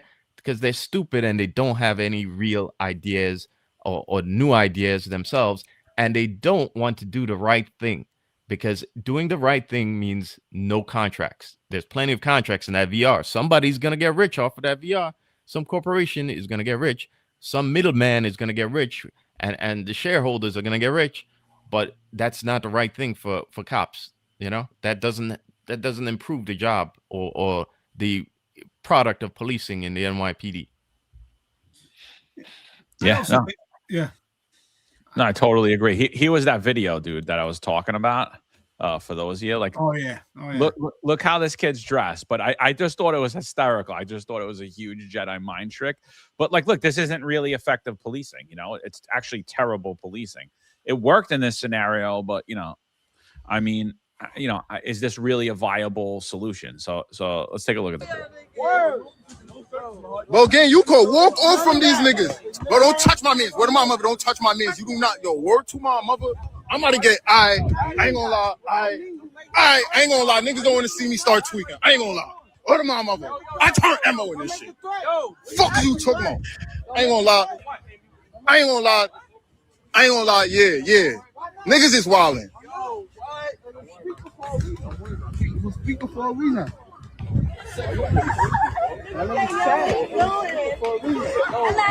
It's good, my love. How are you? I'm doing good.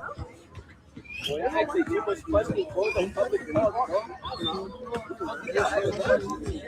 you don't mind me asking, how was your day? If you don't mind me asking, how was your day?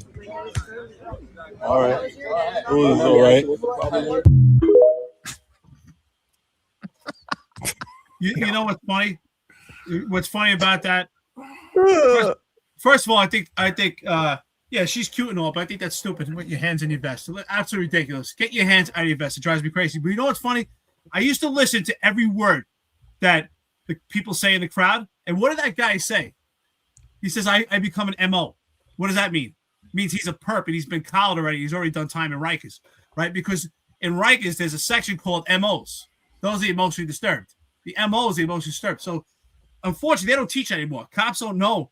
Oh, this guy's telling you that he's already done time. He's a perp. Maybe he's wanted right now. Maybe he's got a warrant. And I used to listen every word. But that guy's telling you, oh, I'm going to become an MO. So he's already done some time at Rikers. So words are really important. And I think we lost that ability. Like those cops should have heard, oh, MO? Okay. Yeah, what'd you do time for?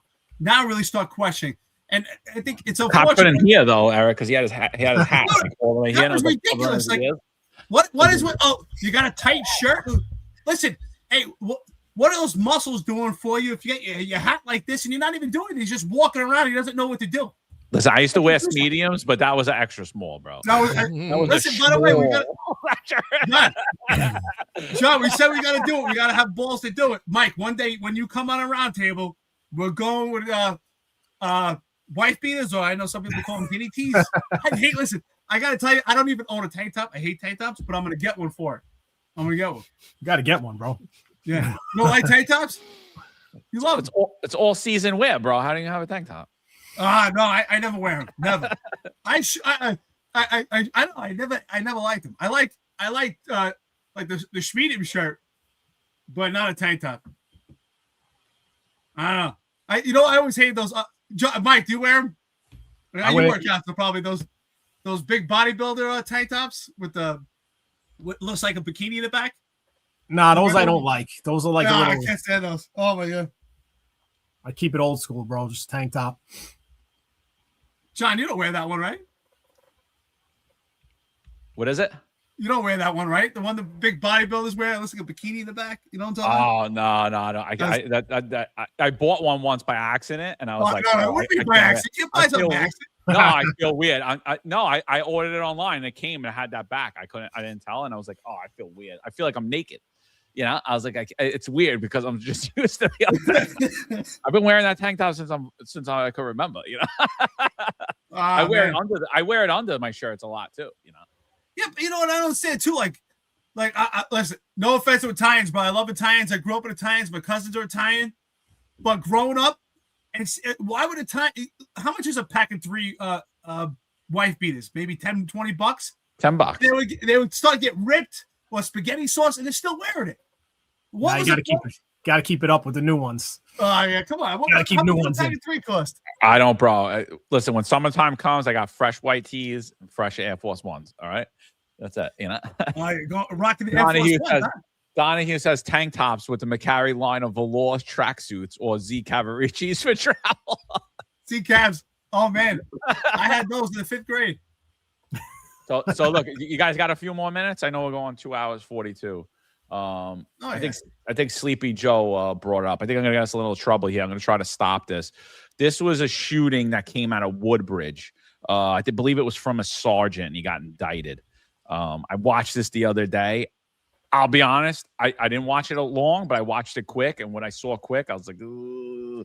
And I know we were just talking, and I was just saying like, it doesn't look good, blah, blah, blah. And I hate that term, but I'm going to say it right now. To me, it doesn't look good. I hope I'm wrong when I watch it in depth right now. But I'm curious what you guys think about it. This is about as authentic as it gets because I haven't seen this at all yet.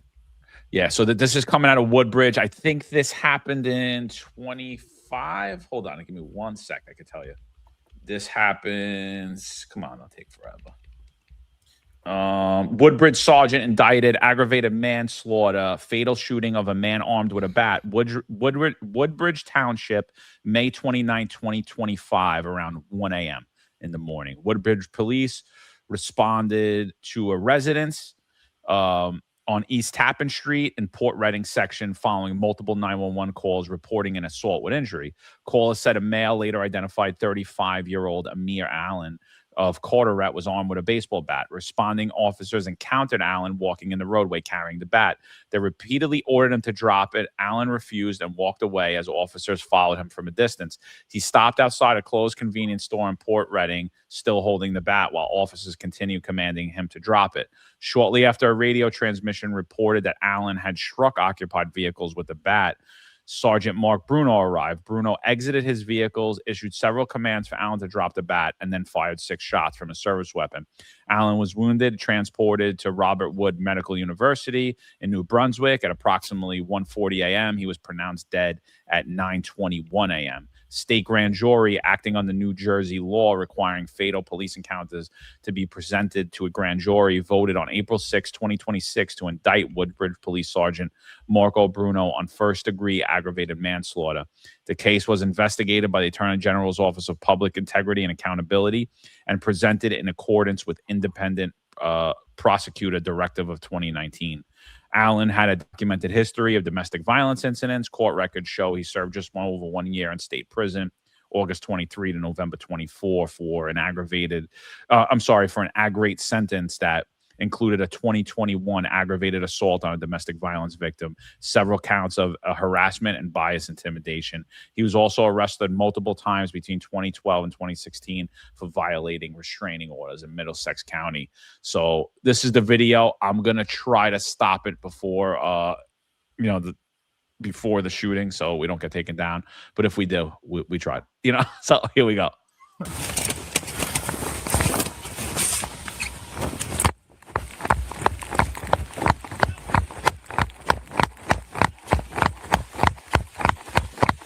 Drop the fucking bat now. Drop the fucking bat. Drop the fucking bat now.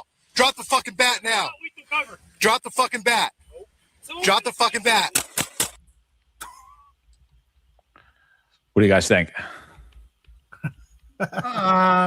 Watching it again, and honestly, this is a real, I watched it once real quick, and I just watched it again 3 seconds. I say bad shoot. Well, there's a lot of context missing. We don't know what happened before. Did he strike anybody with his bat? But let me make an opinion on this without knowing any context. Forget about what happened before, what happened afterwards. If we just focus on this, not good. But as far as, unfortunately, when it comes to deploying your firearm, the totality of circumstances is important, but also exactly at that moment was happening. And it doesn't look good, to be honest. But unfortunately, we don't have the context. Did he strike anybody with the bat? I don't know. But just from looking at here, not too good. I mean, New York City, is he getting indicted and going to jail for this? Yes. Well, if you get indicted, if you could get sentenced 3 to 9 years for throwing a cooler, yeah. I mean, here's the thing. The guy was armed with a bat, so he's an armed threat. Is there fear of serious physical injury or death in that situation? Absolutely, there should be. But he also wasn't moving to him at that moment. He was refusing to comply with orders. He's been refusing to comply with orders for a long time. I think that, I think what the grand jury probably saw and what the DAs are looking at is that he didn't necessarily have to shoot at that moment in time, as the person wasn't charging him. Again, from what I see, again, I watched 6 seconds. I watched it twice just now. I just gotta say, bad shoot. What do you think, Marlon? I'm tending to agree with you on that. What are you supposed to do in a situation like that, though? I mean, you just isolate and contain and wait around. Yeah. I mean, I think a lot of these departments, again, they put you in a position of and they have unrealistic expectations of what are you supposed to do in certain situations. I mean, I've said before, there was a video not too long ago of a Florida sheriff hitting an EDP who had a knife. He hit him with a vehicle, right? The EDP was walking around. He told him to drop it, and he hit him with a vehicle. The EDP went down after that, and I believe I think he got out his vehicle and then cuffed him. But a lot of these a lot of the departments in the Northeast won't allow you to use your RMP like that. But in a lot of ways, I mean, if you remove the options for us to use against it, then you're kind of putting us in a box where we have to use you know, the firearm, you know, or other tools that's gonna cause worse injuries to the perp himself. So You know, I agree with Rob Lukash. Rob, my brother, I love you. Rob Lukash is on right now, Executive Perspective. Rob says, here, hold on.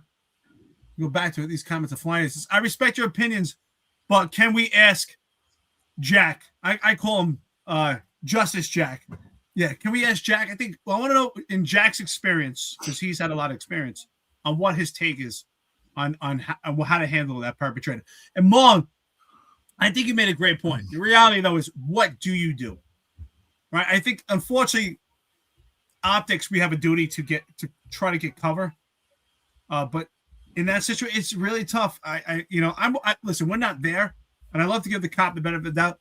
Just the appearance of it, unfortunately, a body camera to me is not, it's supposed to be three-dimensional, but it's not.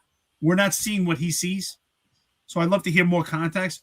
But just the appearance, it's not good. But there could be an explanation for it. We don't know what happened before.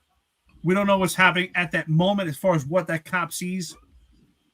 I don't know. It's a tough situation. I like to believe, and I say believe, this is the reality. I like to believe that, let's say the four of us work together, we could wrestle someone with a bat. But let's not kid ourselves. If we rush someone with a bat, there's a good chance one of us gets hit with that bat. And that bat could be deadly. I do believe that we could take that person down, but one of us is going to end up taking one for the team. So it's a scary situation. And I trained my whole life, and I can tell you right now, someone with a bat, I don't care how much training you have, you're probably going to get hit with that bat. Someone has a knife, you're probably going to get cut. I mean, like here's why I say that. I like, if you look, he's actually the second officer on scene. So, actually, you see the officers here, they're far back, and he rushes up. Now, again, Graham versus Connor definitely comes into play, and I don't know what this sergeant said or what he was thinking at that moment in time, and we don't know any of the other information. I'm just solely looking at this from my knowledge of policing in the NYPD, New York State law, New York City regulation, NYPD regulation, and that's what I'm basing it off of. I'm basing it off the video, and I'm basing it off what and I'm pretty sure, like, the majority in the NYPD are gonna agree it doesn't appear to be a good shoot based upon the video. Obviously, everybody's innocent until proven guilty, but that's just how I look. And this is why I'm saying Drop the fucking bat now. Drop the fucking bat. He Drop the fucking bat now. Cops, and that is where the major problem's gonna be. Yeah, the other cop didn't look too concerned at that moment. You know, they didn't even mean? have their guns out, and that's the big problem for him. And honestly, that's why I say it's a bad shoot. He pushed through all those cops, got ahead, and they're gonna say, "Why did you need to do that when those other cops weren't doing it?" You know what I mean? But that's my point. Is maybe he knew something that those cops didn't know. Maybe they were oblivious. Like, for instance, the perp that was harassing the cops in that video with the public safety team. He says, "Hey, you don't want me to go MO." To me, that says he was a crazy person at Rikers. And the cop should have registered, oh, this guy was an MO at Rikers. He's a nut job. He's violent. And maybe that's the reason why I say that is because maybe this cop knew something that those cops weren't aware of. Maybe they were new cops. Maybe he had experience with this guy before. There's a lot of context that is missing. And unfortunately, when you look at a video and you don't have any other context, it's very flat. And I think that our opinions are unfortunately kind of empty. And yes, just the looks of it doesn't look good, and that's why looks are deceiving. I don't know if I don't know that they're empty. I'm gonna say, like, if I had to look at the shooting right now based upon that video, it's a bad shoot. I don't even need to see any information, honestly, because the immediate threat wasn't there. Ron says it here. That doesn't appear to be an imminent threat, even if he had assaulted someone prior, which there is nothing in the story about that. At that moment, he opened fire. He appeared to be standing there. No good. So, Ron, at end of the day, if you were on the scene, would you make the call? Good shoot or bad shoot? I'm saying bad shoot. I don't know, Mike. What do you think, bro? I mean, it looked like he had a lot of distance in between them. The guy wasn't moving. Brushed up to another cop, so it looks bad to me. Yeah, it sucks. Like I don't want it. Like we never really want to say that, but like I just think like it was a crazy. I don't want to play it again because they're gonna take us down. But it was real quick, and again, I think Graham versus Connor comes into play. So I agree with you, like that.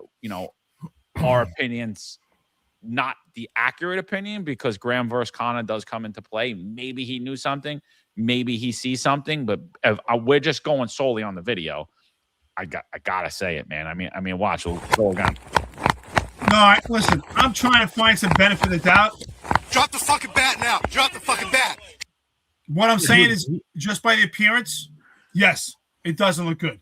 Just by the appearance alone, it doesn't look good. And that's why I'm saying I'm hopeful, and I am, that this cop has some contacts and some information to provide to explain this. But just by the looks, which is why I say it's flat, it doesn't look good. Because listen, we've all been in situations with someone armed with a bat. Unfortunately, I never had to fire. I mean, 20 years of my career, I've wrestled with firearms, and I never had to shoot anybody. I just think I was lucky. So I don't know.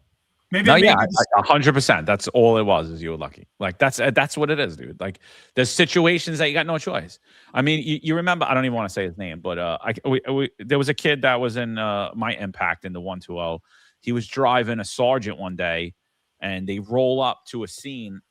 Real crazy story. It would take me 4 hours to get into. He was driving Peterson. Oh right? yeah, I know you're talking Peterson.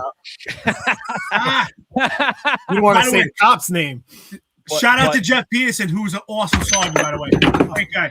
But was it?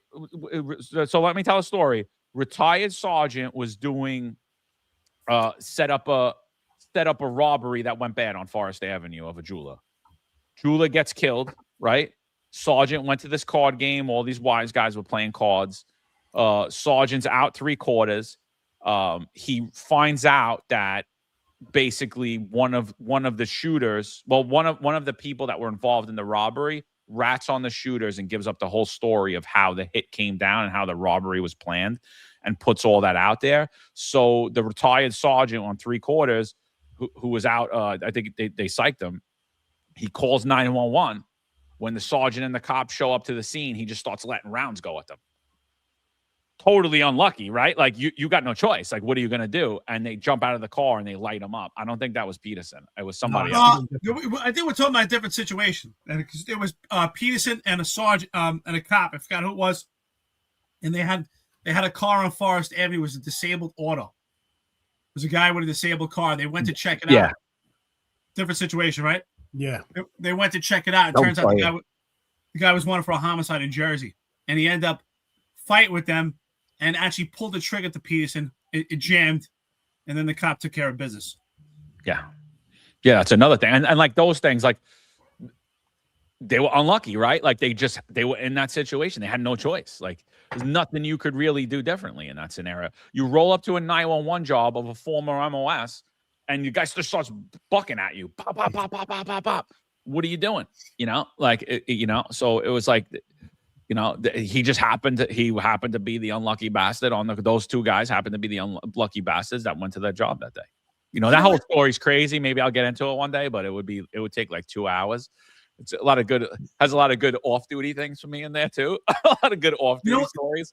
You know what's interesting about the 120? And I think people don't realize it. There's a lot of police-involved shootings in the 120 precinct. A lot. There was one, I remember, at the McDonald's in the drive-thru, remember?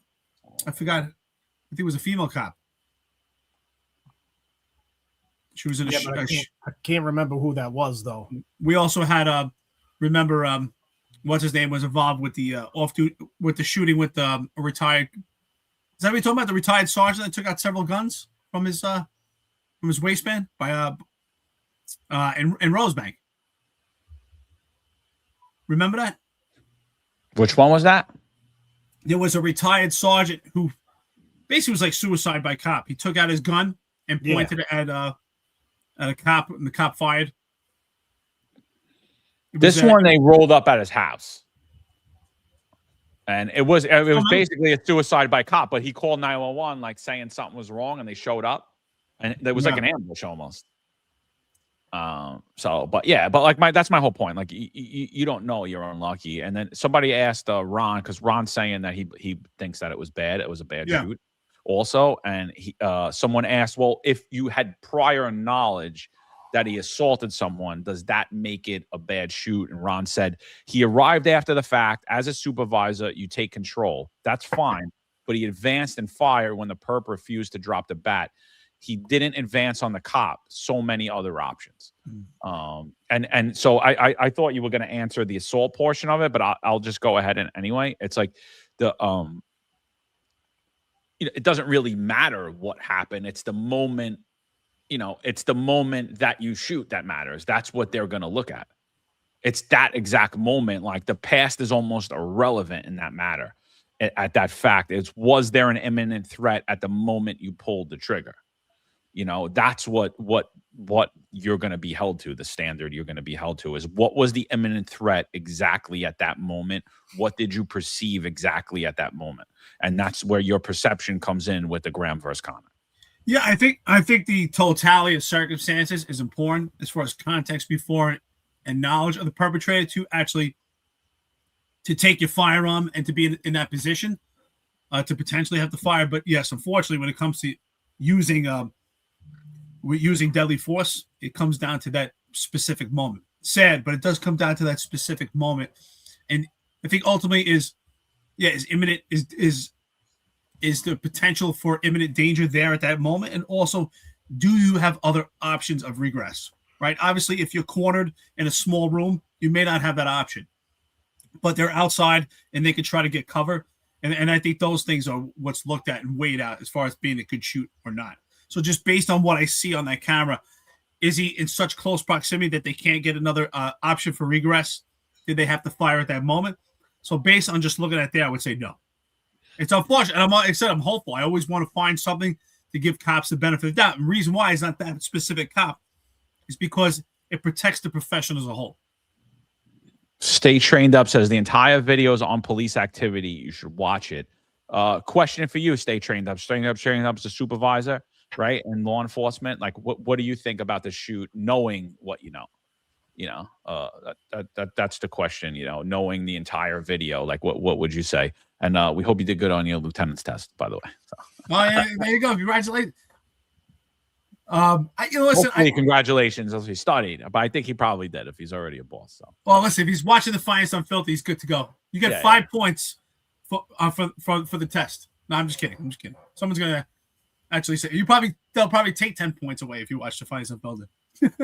Yeah, he there was a test down south. Stay Trained Up, because I know he works in a department down south. If he makes lieutenant down there, that's a good look down there. It's a big. Smaller department, so you gotta have a lot on your shoulders. So that's cool. John, do you remember we actually mentioned the 2 cases that correspond with that, right? You have Graham versus Connor, and then there's that new case that we were all talking about. I forgot. I usually know the cases that actually goes even further in depth of actually operating in real time. Remember that case? We spoke about it. What do you mean? What case? So, we have Graham versus Connor, but there was another Supreme Court case. Ron's saying it. I'm sorry. I thought you were talking about. Oh, there it is. Barnes versus Felix. Yeah. Yeah. Sorry, Thanks, Ron, when you were saying case, I was thinking scenario. I was like, I didn't know. No. The Barnes versus Felix case is great because that really shows the totality of circumstances for the standard. But Ron, I appreciate you bringing that up. So I think that goes even further from Graham versus Connor. So those cases are going to be very important with this particular shooting. Graham versus Connor and Barnes versus Felix. Great job, Ron. Appreciate it, brother. The thing is, at the end of the day, it's the New Jersey AG. So unfortunately, like, even if it was a good shoot, I don't know that you not get off on that anyway. Like, you know what I mean? Like, I think, and I wonder what they're doing. I wonder what they're doing in Jersey, actually. I wonder if they're opting for a bench or a jury trial, and I don't know that. I don't know, Well, I think but it's something that we should start looking at, definitely in New York. But I think the Barnes and Phillips case is really important to focus on because it does change the way we're looking at it. Because what we're saying right now is at that moment, it didn't appear to be a good shoot. But I don't know. If he had just battered someone with that bat and made them lifeless, and if he had knowledge, if this is a violent perpetrator, and then if he flees the scene, he's got a problem, could that hold up in this case? And it could. If you look at the case Barnes versus Fields, what it's stating in Graham versus Connor, it does change things. So based on what we know in the NYPD, yeah, it would definitely train differently. What do you think you guys would do? What do you think you would do in that situation? To be honest, what is your go-to tactics? I mean, yeah, that's a clear case of isolating and containing him. If he moves forward, I'm shooting him. But him standing dead still, I'm not shooting him. You know, and then as a sergeant and Rob Lukash brought it up, Chief Lukash, he said his job really there was to designate the shooter and control the shooting situation more than it was to like push the guys out of the way and shoot.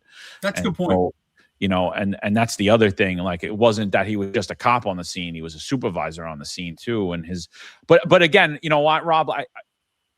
Again, we're looking at it from an NYPD perspective. We don't really know what Woodbridge Police. You know, we don't know what his duties and responsibilities are in Woodbridge Police Department. As far as like from an NYPD angle, almost all the time you're going to be wrong. So, True. I mean, even when you're right. Even when you're right. But for me personally, not knowing Woodbridge law, I'm just the way I was trained, the things I know. I'm isolating, contain. I'm telling my guys, I'm designating somebody. I'm telling my guys, keep your gun on him. If he takes a step forward, regardless, I'm a sergeant, lieutenant, captain, I'm pulling my trigger. Shit. You know, so I mean, but I wouldn't have shot him right necessarily at that moment in time. So, you know, Ron says he has to disagree with you, Eric, because even with prior knowledge, there was no threat at the time. You take both into consideration. The justice standards are from the Supreme Court cases.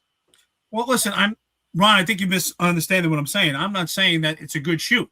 What I'm saying is that they may have to look at this case differently because Barnes versus Felix does change the way we look at a case because Graham versus Connor was always a standard of what's happening in real time. But Barnes versus Felix sure changes it. And I think for a defense attorney that's going to be a big focus point. So what I'm saying is based on the appearance, just looking at it, I don't think it's a good shoot. Going by the way that I policed, would I have fired? Absolutely not. But I'm saying we have to go by Supreme Court case because that's how everything is leveled and evaluated.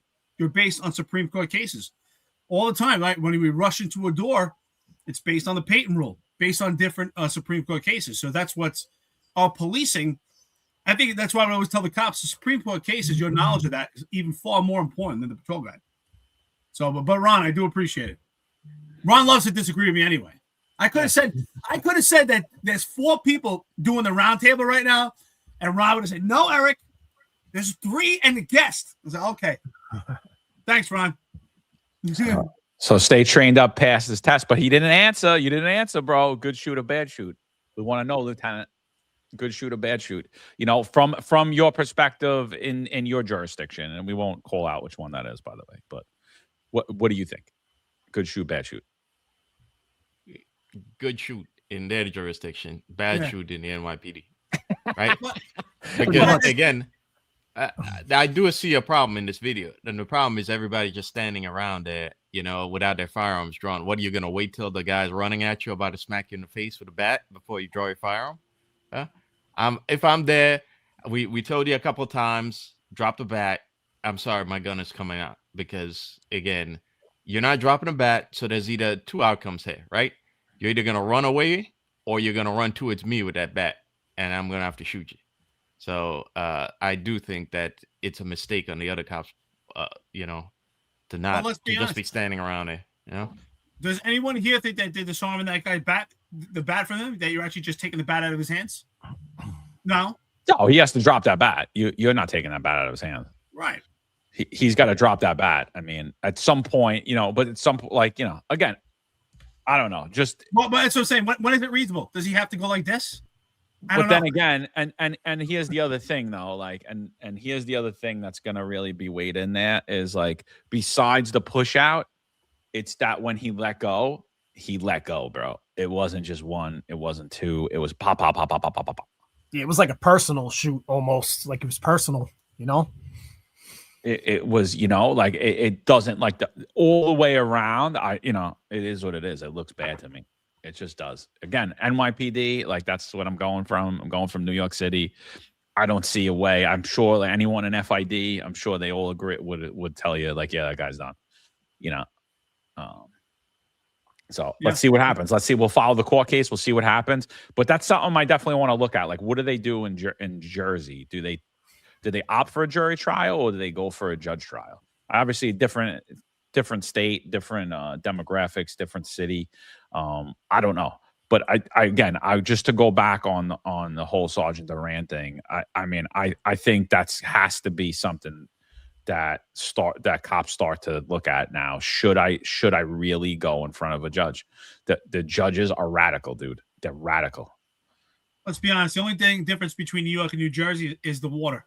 Other than that, it's pretty much similar politics. I would say right now that the politics in New Jersey are probably very similar to New York. I mean, I never worked in Jersey, never lived in Jersey, but I'm sure it's very similar. I mean, look at the governor. They just depends where. For the state, yeah, but I think it depends where in Jersey, because North Jersey, I've driven through it, and then I'm like, am I still in Jersey? And then you go to Patterson and Newark and those dumps. No, that's like New York City. Yeah, that's New York extension. You know. Yeah. Oh, yeah. A lot of Jersey's like New York. When you go to Southern Jersey, they get more red, right? Like you go down to the shore, you go like Cape May all the way up to like. Even Old Bridge is probably on the fence, probably to like Manalapan. It's probably real red. And then, but when you go to the big city portions of it, it's all blue, you know, and they dictate like New York. Those are the portions that dictate really the politics of the entire state. So, you know, and that's why, you don't traditionally get a president a Republican president that could win Jersey. You know what I mean? Like it's like New York. It's always like blue, you know? Well, to be fair, we didn't necessarily get a red Republican president either. So, well, I mean, we got not anymore anyway. Yeah. That's hilarious, Marlon. We got played, but at the time, we all thought that's what we're getting, right? Yeah. But to be fair, right? What do you think? What knowledge or something would you think would help his case of why he fired? Do you think there's something that you could just based on this appearance that you could justify it, or not fishing for something, but because that's what Barnes versus Felix does. It expands on the Graham versus Connor. Let's just say this guy bludgeoned someone to death. That's not what happened, but let's just say that's what I was talking about. Yeah, he bludgeoned someone to death prior. I don't think it really changes. Like I think that him wielding a deadly weapon, which a bat is, could cause you reason to believe that you or another is in danger of serious physical injury or death, but not imminently from the distance that he's at. Again, watch the video. Let's just watch it, pretending that that's what happened. He bludgeoned someone to death, right? Right. And now you're responding. Drop the fucking bat now. Drop the fucking bat. Drop the fucking bat now. Drop the fucking bat now. Drop the fucking bat. Drop the fucking bat. Like dude, it's oh my god. I will say he does unload quite a few rounds. Yeah, he really does. It seemed to be too many. It's not like there's a reflexive response. It's not like firing. There's a lot of rounds. And I'm not. Listen, this is not TV. I hope people understand the real world that you can shoot someone with a 9 and it doesn't stop them. Mike, you're a big guy, man. God forbid someone fired and hit you with a 9, it probably wouldn't stop you. Honestly, or a 22, it probably wouldn't stop you.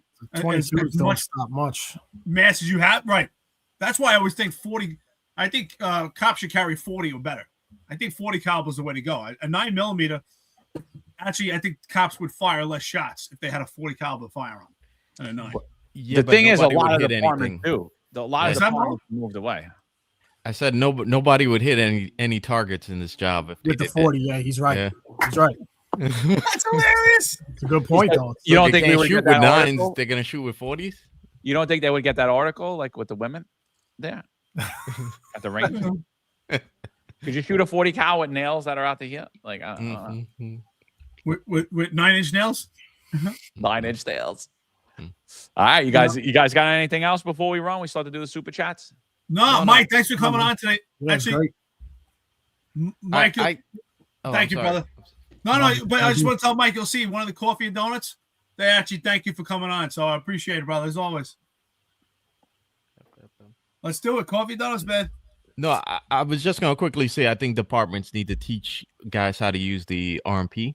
You know, because in a lot of ways, I think that could prevent deadly force from being used in a situation like this where you have space, and it's not a confined space. So you'd rather him get indicted for the car than get indicted for the gun? Well, you're gonna get indicted either way. But I've seen video. There's a video in New York City. I think it's in Bushwick or maybe Brooklyn North somewhere. But they're by a train station, and the EDP is walking around with a knife. And I'm thinking, what if I just hit the EDP with the car? I mean, they shot the EDP. I think the EDP was killed. But if I hit him with the car, I'm getting indicted for hitting him with the car. But you'd rather me shoot him and kill him? Yeah. Yeah. Well, that was my point to Sergeant Erik Duran. I think he would have been better off using his firearm. Unfortunately, as crazy as it sounds, if he would have shot him, I think he'd be in a less of a pickle he is right now. At least they could say that's a trained tool that he's supposed to carry, right? Because the argument is that he's not trained. He's not trained to deploy a cooler. Yeah. I don't know. All right, let's get the coffee and donuts. So whoever brought that up, I don't know. It was a good video, but it was a good video to discuss. But it was suck to talk about, but whatever. We need a whole show for that one. The truth is the truth. It is what it is. You can't hold it back. Sorry. It sucks.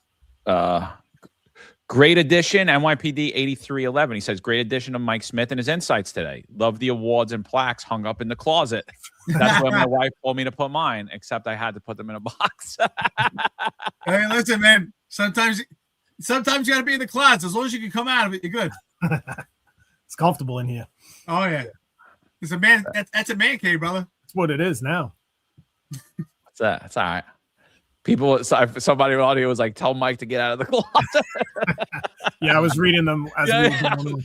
When we were going earlier, I was cracking up. I was like, it's funny. They said for Mike to come out of the closet. You know what? Honestly, all kidding aside, I used to say I should have went on the job and lied. I should have just said I was gay. I think if I would have just said I was gay my whole career, I think it would have been much better. You would have got the money. You would have been ahead of everything. True. If you're on the job right now and you're a white male, you got to say you're gay. It's the only way. It's true. It's true. Yeah. You got to find something or convert. You get a free gold membership, bro, and you're in. Now, if you have to prove it, I don't know. You might refrain from that one. But That's easy. You'd be able to prove it. No big deal. We're not John, shy. how do you prove it, John? You never grabbed another man's balls? Come on, bro. It's not hard. Listen, I was a Marine. Unfortunately, played too many jokes.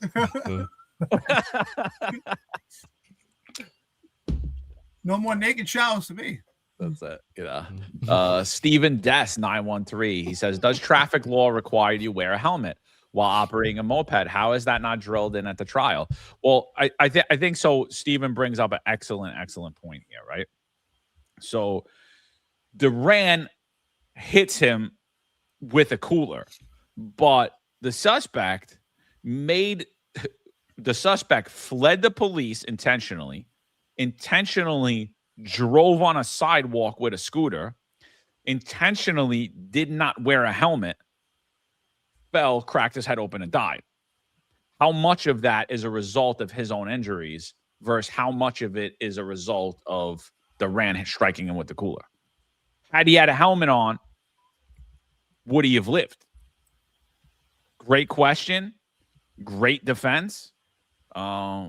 I don't know. Audie Idala, how come we didn't talk about the helmet at the thing? It's a great question. That's a very good question. It's actually it's smart thinking.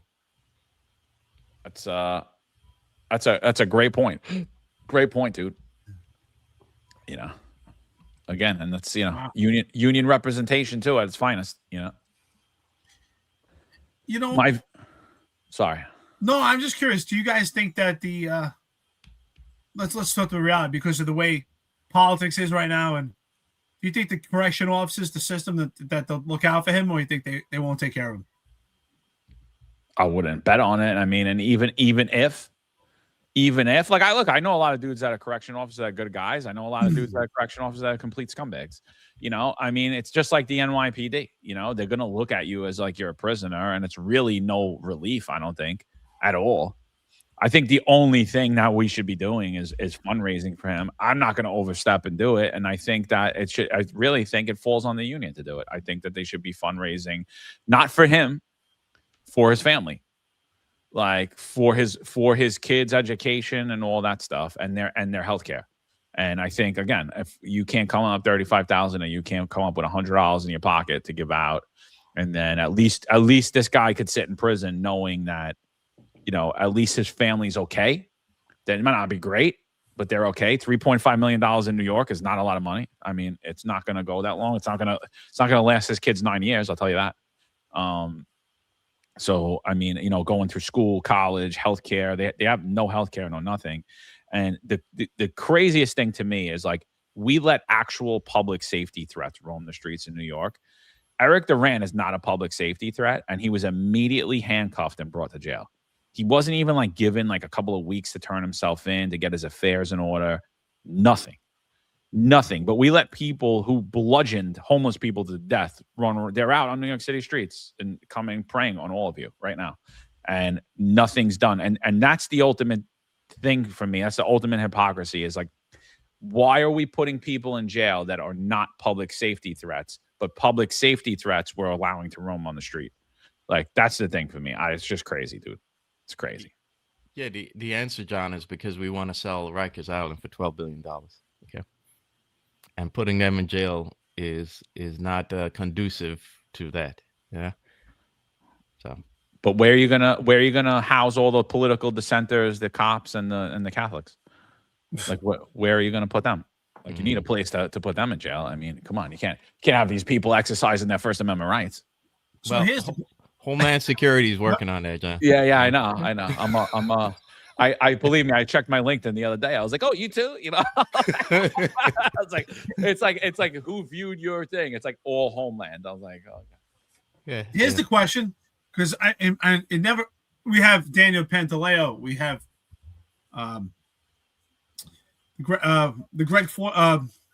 George Floyd incident. We have one after another, right? Hugh Barry. Does this change policing, or is this just going to be forgotten like everything else?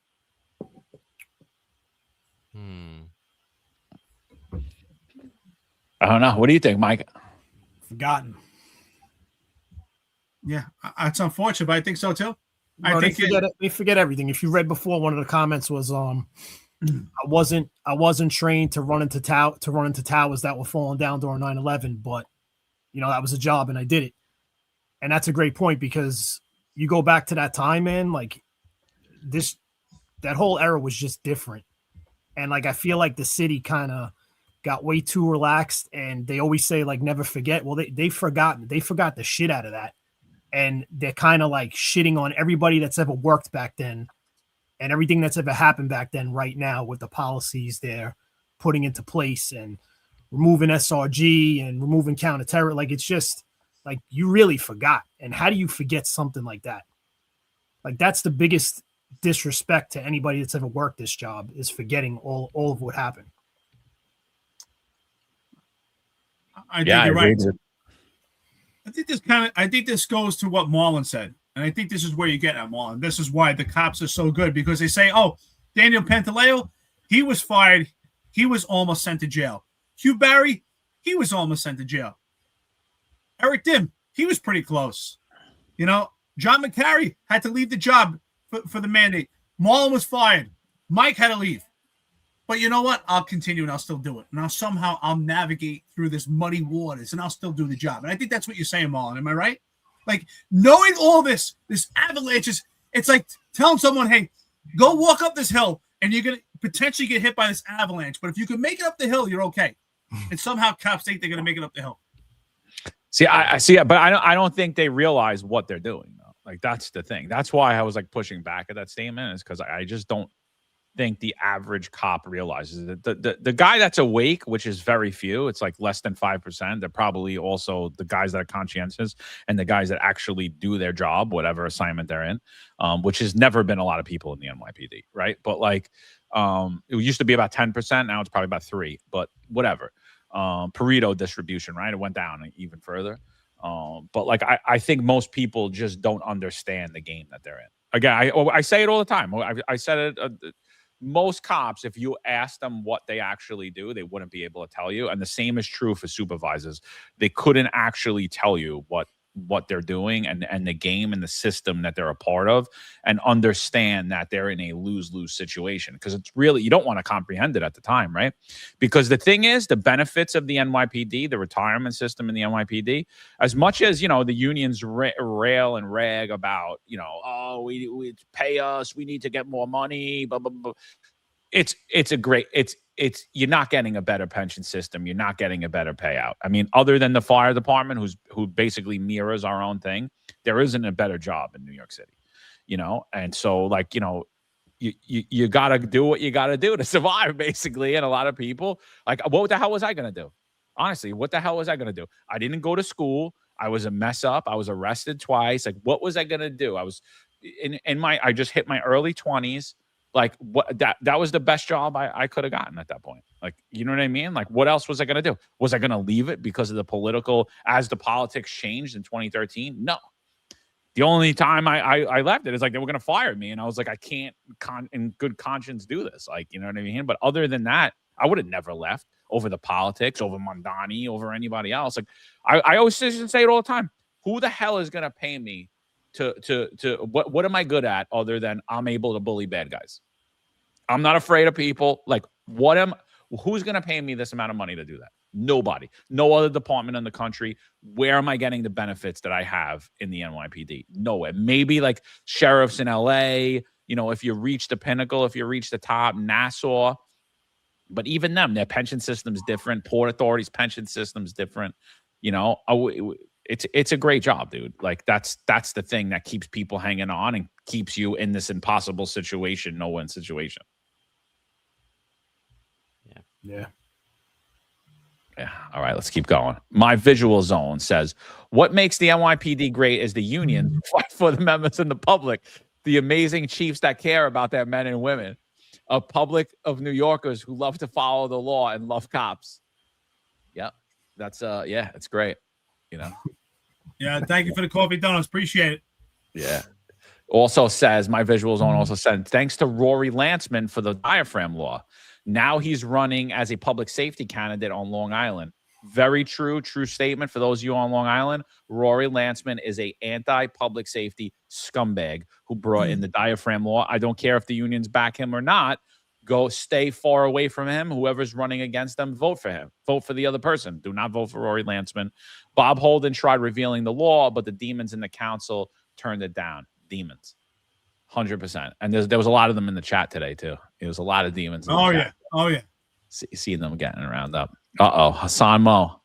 He says, come on, Mo. You got it all wrong. The F-bomb lawyer knows what he's talking about. Wake up, Mike Smith. Eric Layson said, one more CCRB, he'll collar you, Marlon. Congrats on mute free. Always in loving memory of Derek, the real hero. Thank you.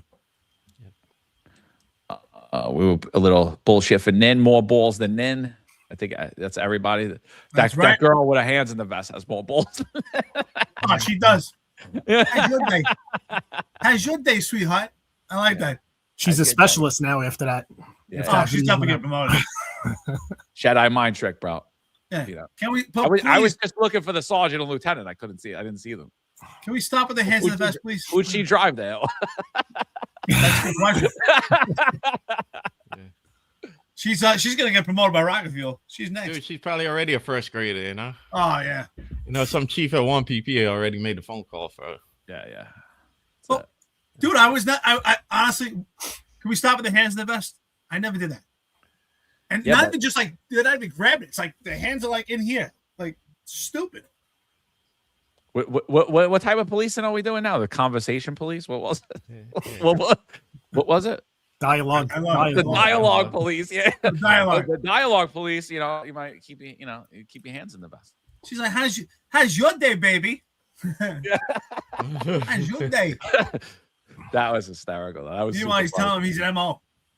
He's like, "Don't you? I will do. And then he sees her, and he's like, Yeah. totally flips. She was a secret weapon, though, man. Yeah.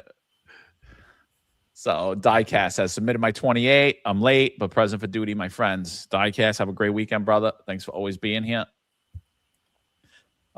He was better off tackling than the cooler. It's told to you so back when says. Listen, hindsight's 2020, bro. You know, hindsight's always 2020 in policing. I'm sure that New Jersey sergeant is like, I probably shouldn't have shot him right then. You know, like, Yeah. You know, it's like hindsight's 2020. You know, But I mean, yet cops will continue to do the work and say, I won't be the cop in Woodbridge. I won't be Erik Duran. I won't be Daniel Plantaleo. How come? Why not? Why can't you be? I won't be Juan Perez. Why not? Could be you. Yeah. Hardcore says, walk into Bronx narco today. No one cares. That sergeant is going to jail. He did an act for ungrateful cops. Lesson learned there. And that's 100% accurate, I believe. Yeah. Well, I mean, the thing is, like, they were getting an attaboy for the amount of arrests they made this month. Yep. So the dude's on, you know, like, it's like, that's not a wake-up call. And then even that you're in the Moped enforcement unit, like, what are you doing? Like, what are you doing? How often do you think Mike LaPetri and all the chiefs at the top, how often do you think they'll rotate to visit Erik Duran, right? Because they're going to constantly visit him, right? That's going to be in the protocol. Never. And you know how much money they're going to donate if there's a fundraiser? Zero. And you know how much money they're going to send to his commissary? Zero. Oh, they're zero. not even going to donate 5 minutes to call the guy when he's in jail to be like, oh, do you want to talk? You know, if you want to call me, nothing. Like, you know. That's sad. If he tries to call collect, they're going to be like, who? Who's that? Yep. Who's Duran? Well, sad, but you know, hardcore's right. It's what do you say? Mike is so New York City, he only has closet space to stream. That's hilarious. That's hilarious. Oh man. You got Wi-Fi in that closet? Strong as hell, bro. Oh, I love it. Your motor's right there in the closet. It worked good, That's bro. hilarious. It was smooth, dude. He's got the Starlink in the closet, man. I hate those wire racks. I've been ripping them out of every room I got them in. I've been like replacing them with shelves. I want to do it in my pantry, but I haven't done it yet. Next time we do the show, we're gonna wear wife beaters. When Mike's on. Let's do it. Dude, I tweaked my back so bad yesterday doing absolutely nothing. I could like barely walk. I had to like grab the side of my bed to roll myself over.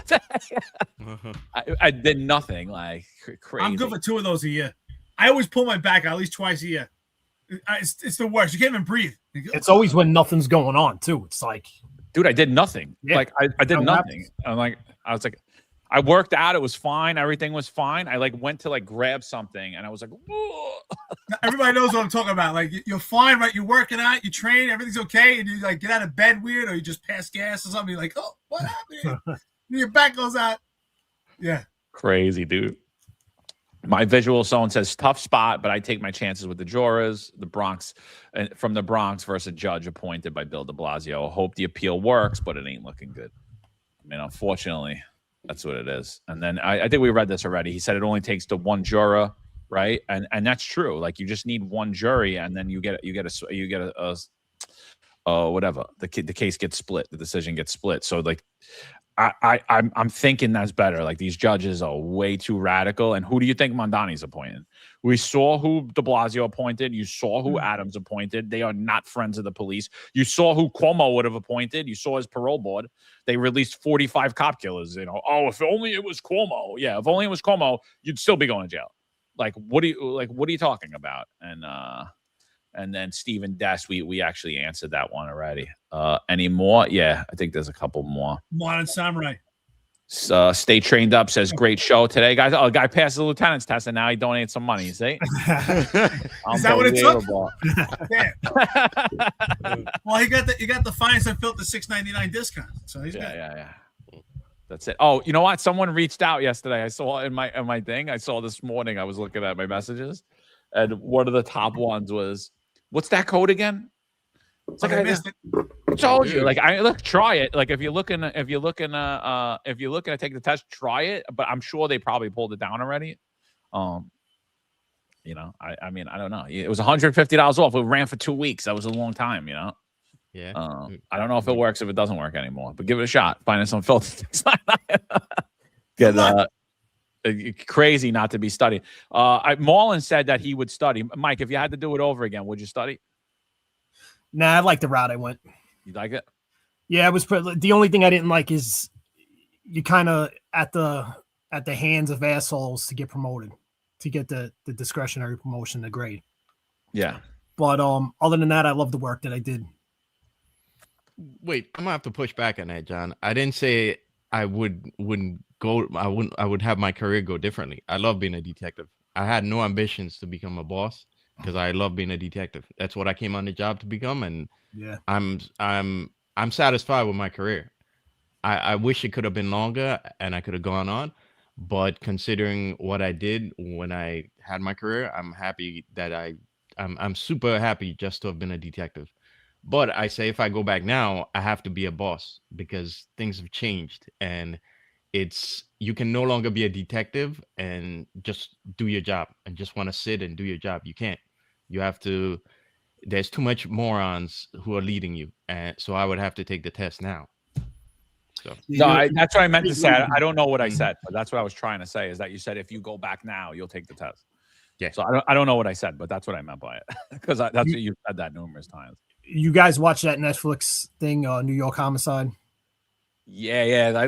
I know a lot of the guys in it, so it was cool. I mean that's a great show, like showing you how the squad should work still, and how great it was back then. But it's a good watch if anybody wants to see something. Yeah, it's a good one. But most of those guys are out like 10 plus years, a long time, They were on the job when we came on for but now most of those guys are off, But yeah, it was funny. Like I know a lot of those guys. So as soon as it came out, I watched the whole thing. I was like, so it was cool. That was a good show. Check that out.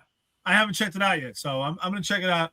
They go a lot of like the prolific cases. Like you remember like the cleaner that got stuffed in the ceiling, and they found like all like these big cases, like media cases that how they solved it, and so they went through all those things, and so like there was a lot of different cases they went through, and I think they're doing it all over the country now. I didn't watch the other ones yet, but I think they're doing it in LA now and a couple other ones. Frank Reagan says, Eric, do you get cable TV in your trailer? Yeah, brother, I have everything, man. Stalling, thank you. I got it all. One of the only gripes I think with the shows like this is they focus a lot on the homicide guys, right? But the reality is, and you guys know, they help the catching detective in the numbered squads. Like they're not catching that case. Like that's going to a numbered squad guy who owns that case. So I kind of feel bad watching all that stuff, and you kind of get no credit given to that numbered squad guy who actually had that case, made that arrest. And basically homicide is just your help. They're just helping you do stuff so you get the job done a little bit faster. Some of those guys were numbered squad guys though. Like they had the Midtown South guy. He was a like Midtown South guys. But I know they focus a lot on like labeling it like the homicide unit is, but they were regular. Most of those guys were regular precinct detectives though. Yeah. Mm-hmm. Yeah. But yeah, I got what you're saying though. If you didn't know how it worked, you would think it was homicide. It wasn't just a regular detective. I get it. I will say, but the numbered squad guys, man, they're pretty fucking good. I saw, bringing perps in. I saw them do some of their interrogations. Like, man, these guys could have found out where Jimmy Hoffa was. Man, they were good. They were good. They were really like, it was fun to watch. When they put him in the box and he watched him, I was like, man, these guys are good. Those guys could. That's why they, when guys retire, they become car salesmen. I'm like, these guys could sell anything. This guy's actually believing this bullshit. No, it was good. But that murder on Forest Avenue when they set up the jeweler, that was all came out of the 120 squad. Like the reason that whole murder of the jeweler came out, and then that sergeant called up on himself and did the suicide by cop, and all those guys went to jail for that, was because of the 120 squad. They arrested a guy for theft from a city agency, right? Like he was like reporting overtime or whatever. I forget what it was. It was like DEP or DEC, whatever the hell it was. It was a New York City agency though. It wasn't, DEP might be federal, but it might be New York City environmental. But whatever the kid did, let's say he was in a Department of Transportation. They brought him in and they started questioning him. And they started questioning him about a murder, dude. They were like, do you know anything about this murder on Forest Avenue with this jeweler? And they got the guy, he gave up the whole thing. And like they never got any credit for that. That was like it was like the feds solved it, but like the feds took it over. But like that would have never came to light if not for the 120 squad. It was, so there's a lot of things like that happen. And that happens every day in the New York City Police Department too, with everybody, with everything, right? Oh. Those squad guys are good, man. They're good. Numbered squads are the heart and soul of the detective squad, and they get probably shit on all the time when it comes down to promotion lists. None of those guys get promoted. I would say 90% of the numbered squad guys with time on deserve it. Mike, their contribution is not as important. It's really important to drive a chief. That's right. It's very important. Like, and what Kaz Daughtry did was holding Jeffrey Maggie's pocket. That's really important. Yeah. Listen, but he was exposed to a lot of hazardous material and like a lot of bodily fluids that you could potentially, Yeah, exactly. I wouldn't want to wipe up another man's cum, sorry. Yeah, but if you could get promoted by Rocket Fuel for it, maybe you would do it. Hey. Sorry for those of you. Don't listen. You do us a favor. Don't listen to the show with kids listening. All right, thanks.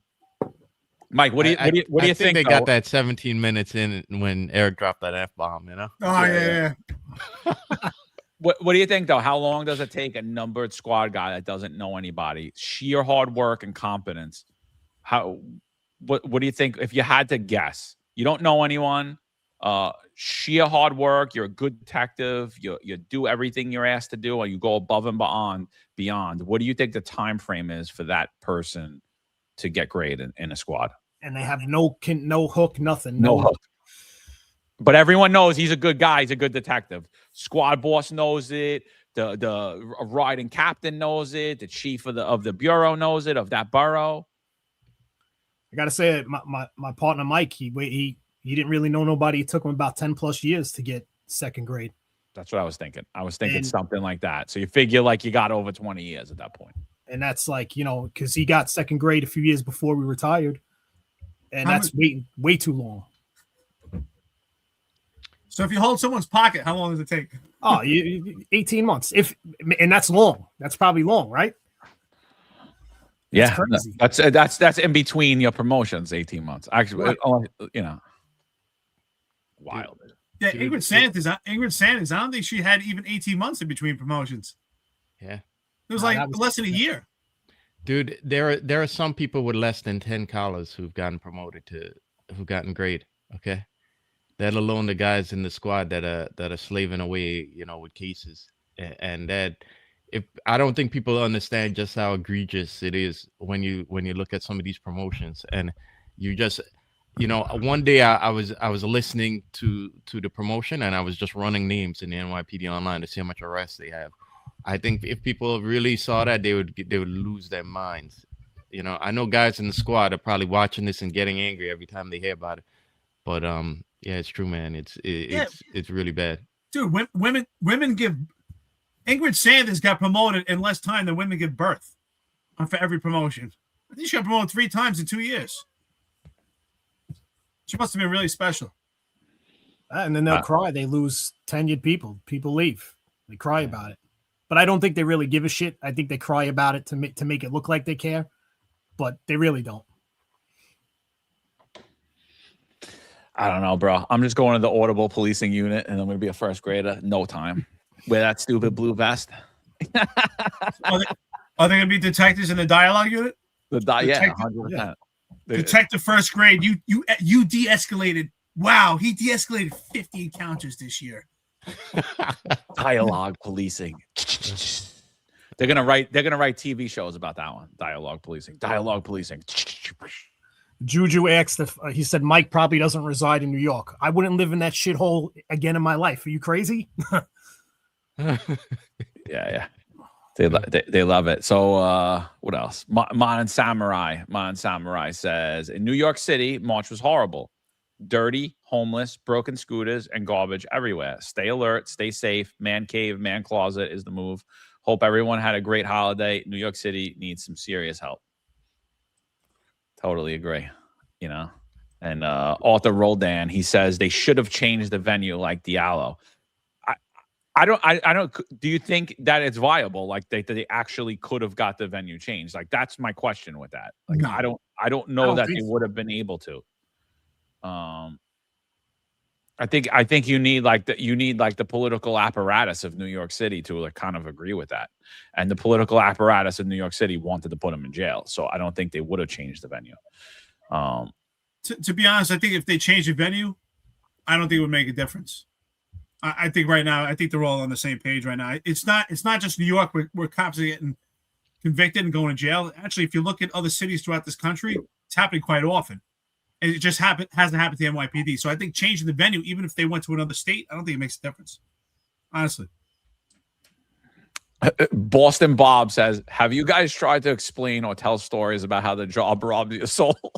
I mean, what the fuck do you think we're doing here, bro? We've been saying it for almost 4 hours, brother. Wait. 3 hours and 45 minutes into it. Soul crushing for yeah. That's pretty funny. 3 hours and 45 minutes of us talking about how the job is completely soulless. Yeah. Unbelievable. So, yeah, I don't know. Listen, let's pray for Sergeant Erik Duran, his wife, his kids. SBA, put a fundraiser out. We'll help you share it. We'll help you get donations. We could easily raise the money that's needed to get their kids through when their father comes home. At least give this guy a peace of mind, you know? Talk to the family, put something together, get on the ball. Let's go.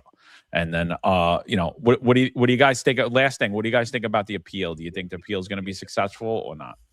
No, I don't.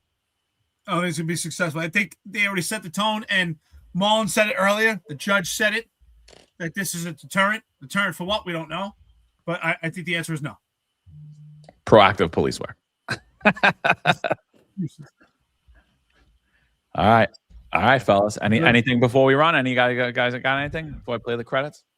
I just want to know if Mike's going to come out of the closet before this ends. I'm going to wheel myself out of here in a few minutes. Yeah. I'm so curious to see like how he's got the camera and everything set up in his closet. I love it. You got pants on? Nah, not. Yeah, I figured that. Oh, man. Good show, fellas. Everybody, listen, all kidding aside, 3 hours and 46 minutes into it. Find some Unfiltered Roundtable. Thank you, friends and listeners. Thank you for those that are making comments here. We appreciate the engagement. Thank you to everyone that's watching. We appreciate it. And thank you to Jack for his contributions to police work. I really appreciate it. So I learned a lot from Justice Jack. Physical fitness. Has he taught you anything about physical fitness? Yes. I learned a lot from Justice Jack. So Justice Jack, shout out to you, brother. Yeah. Thank you guys for coming and joining us today. You know, we always appreciate you, and we appreciate our haters too. Like this guy Slick Rick, you know, this guy's he's a regular on here, and I appreciate you for making the chat lively, Slick Rick. And what was he saying? Well, I didn't say it. Nah, this guy's always hating on me. He says he doesn't like to hear me speak. Yeah, well, whatever, it's fine. We appreciate your viewership just as well as we do Nin and Juju. You know, well, not everybody likes English, Marlon. It's okay. I don't know what his issue is, but I hope he tells Scott to have a great weekend from me as well, you know, because I'm pretty sure he's from there as well. But thank you guys in general in the chat for the lively conversation today, and I hope you have a great weekend, and we'll see you next week. Yeah, man. Thanks, guys. It's been fun. Yes. Yeah. Thanks for coming on, Mike, too. Yeah. Mike, appreciate thanks, you, brother.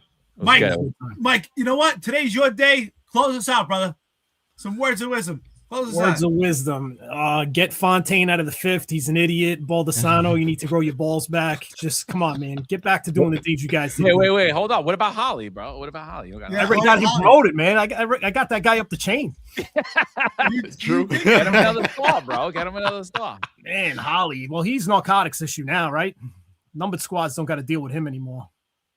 Oh, Mike, did you hear about the breaking news though that Sal put out that he discovered that there were cops on a group chat sending racist jokes to each other? Could you believe that? That happens? That happens? Oh man. I couldn't. It was I was like, oh my God, this is like, sorry, he just uncovered it. It was like finding Hoffa. What happened to that kid, man? He's going nuts. It's the exclusive. Sal Greco exclusive. It's an exclusive. Cops are saying racist jokes on a group chat. Like, whoa. I can't believe it. You know what those guys do in the locker room too? It's crazy.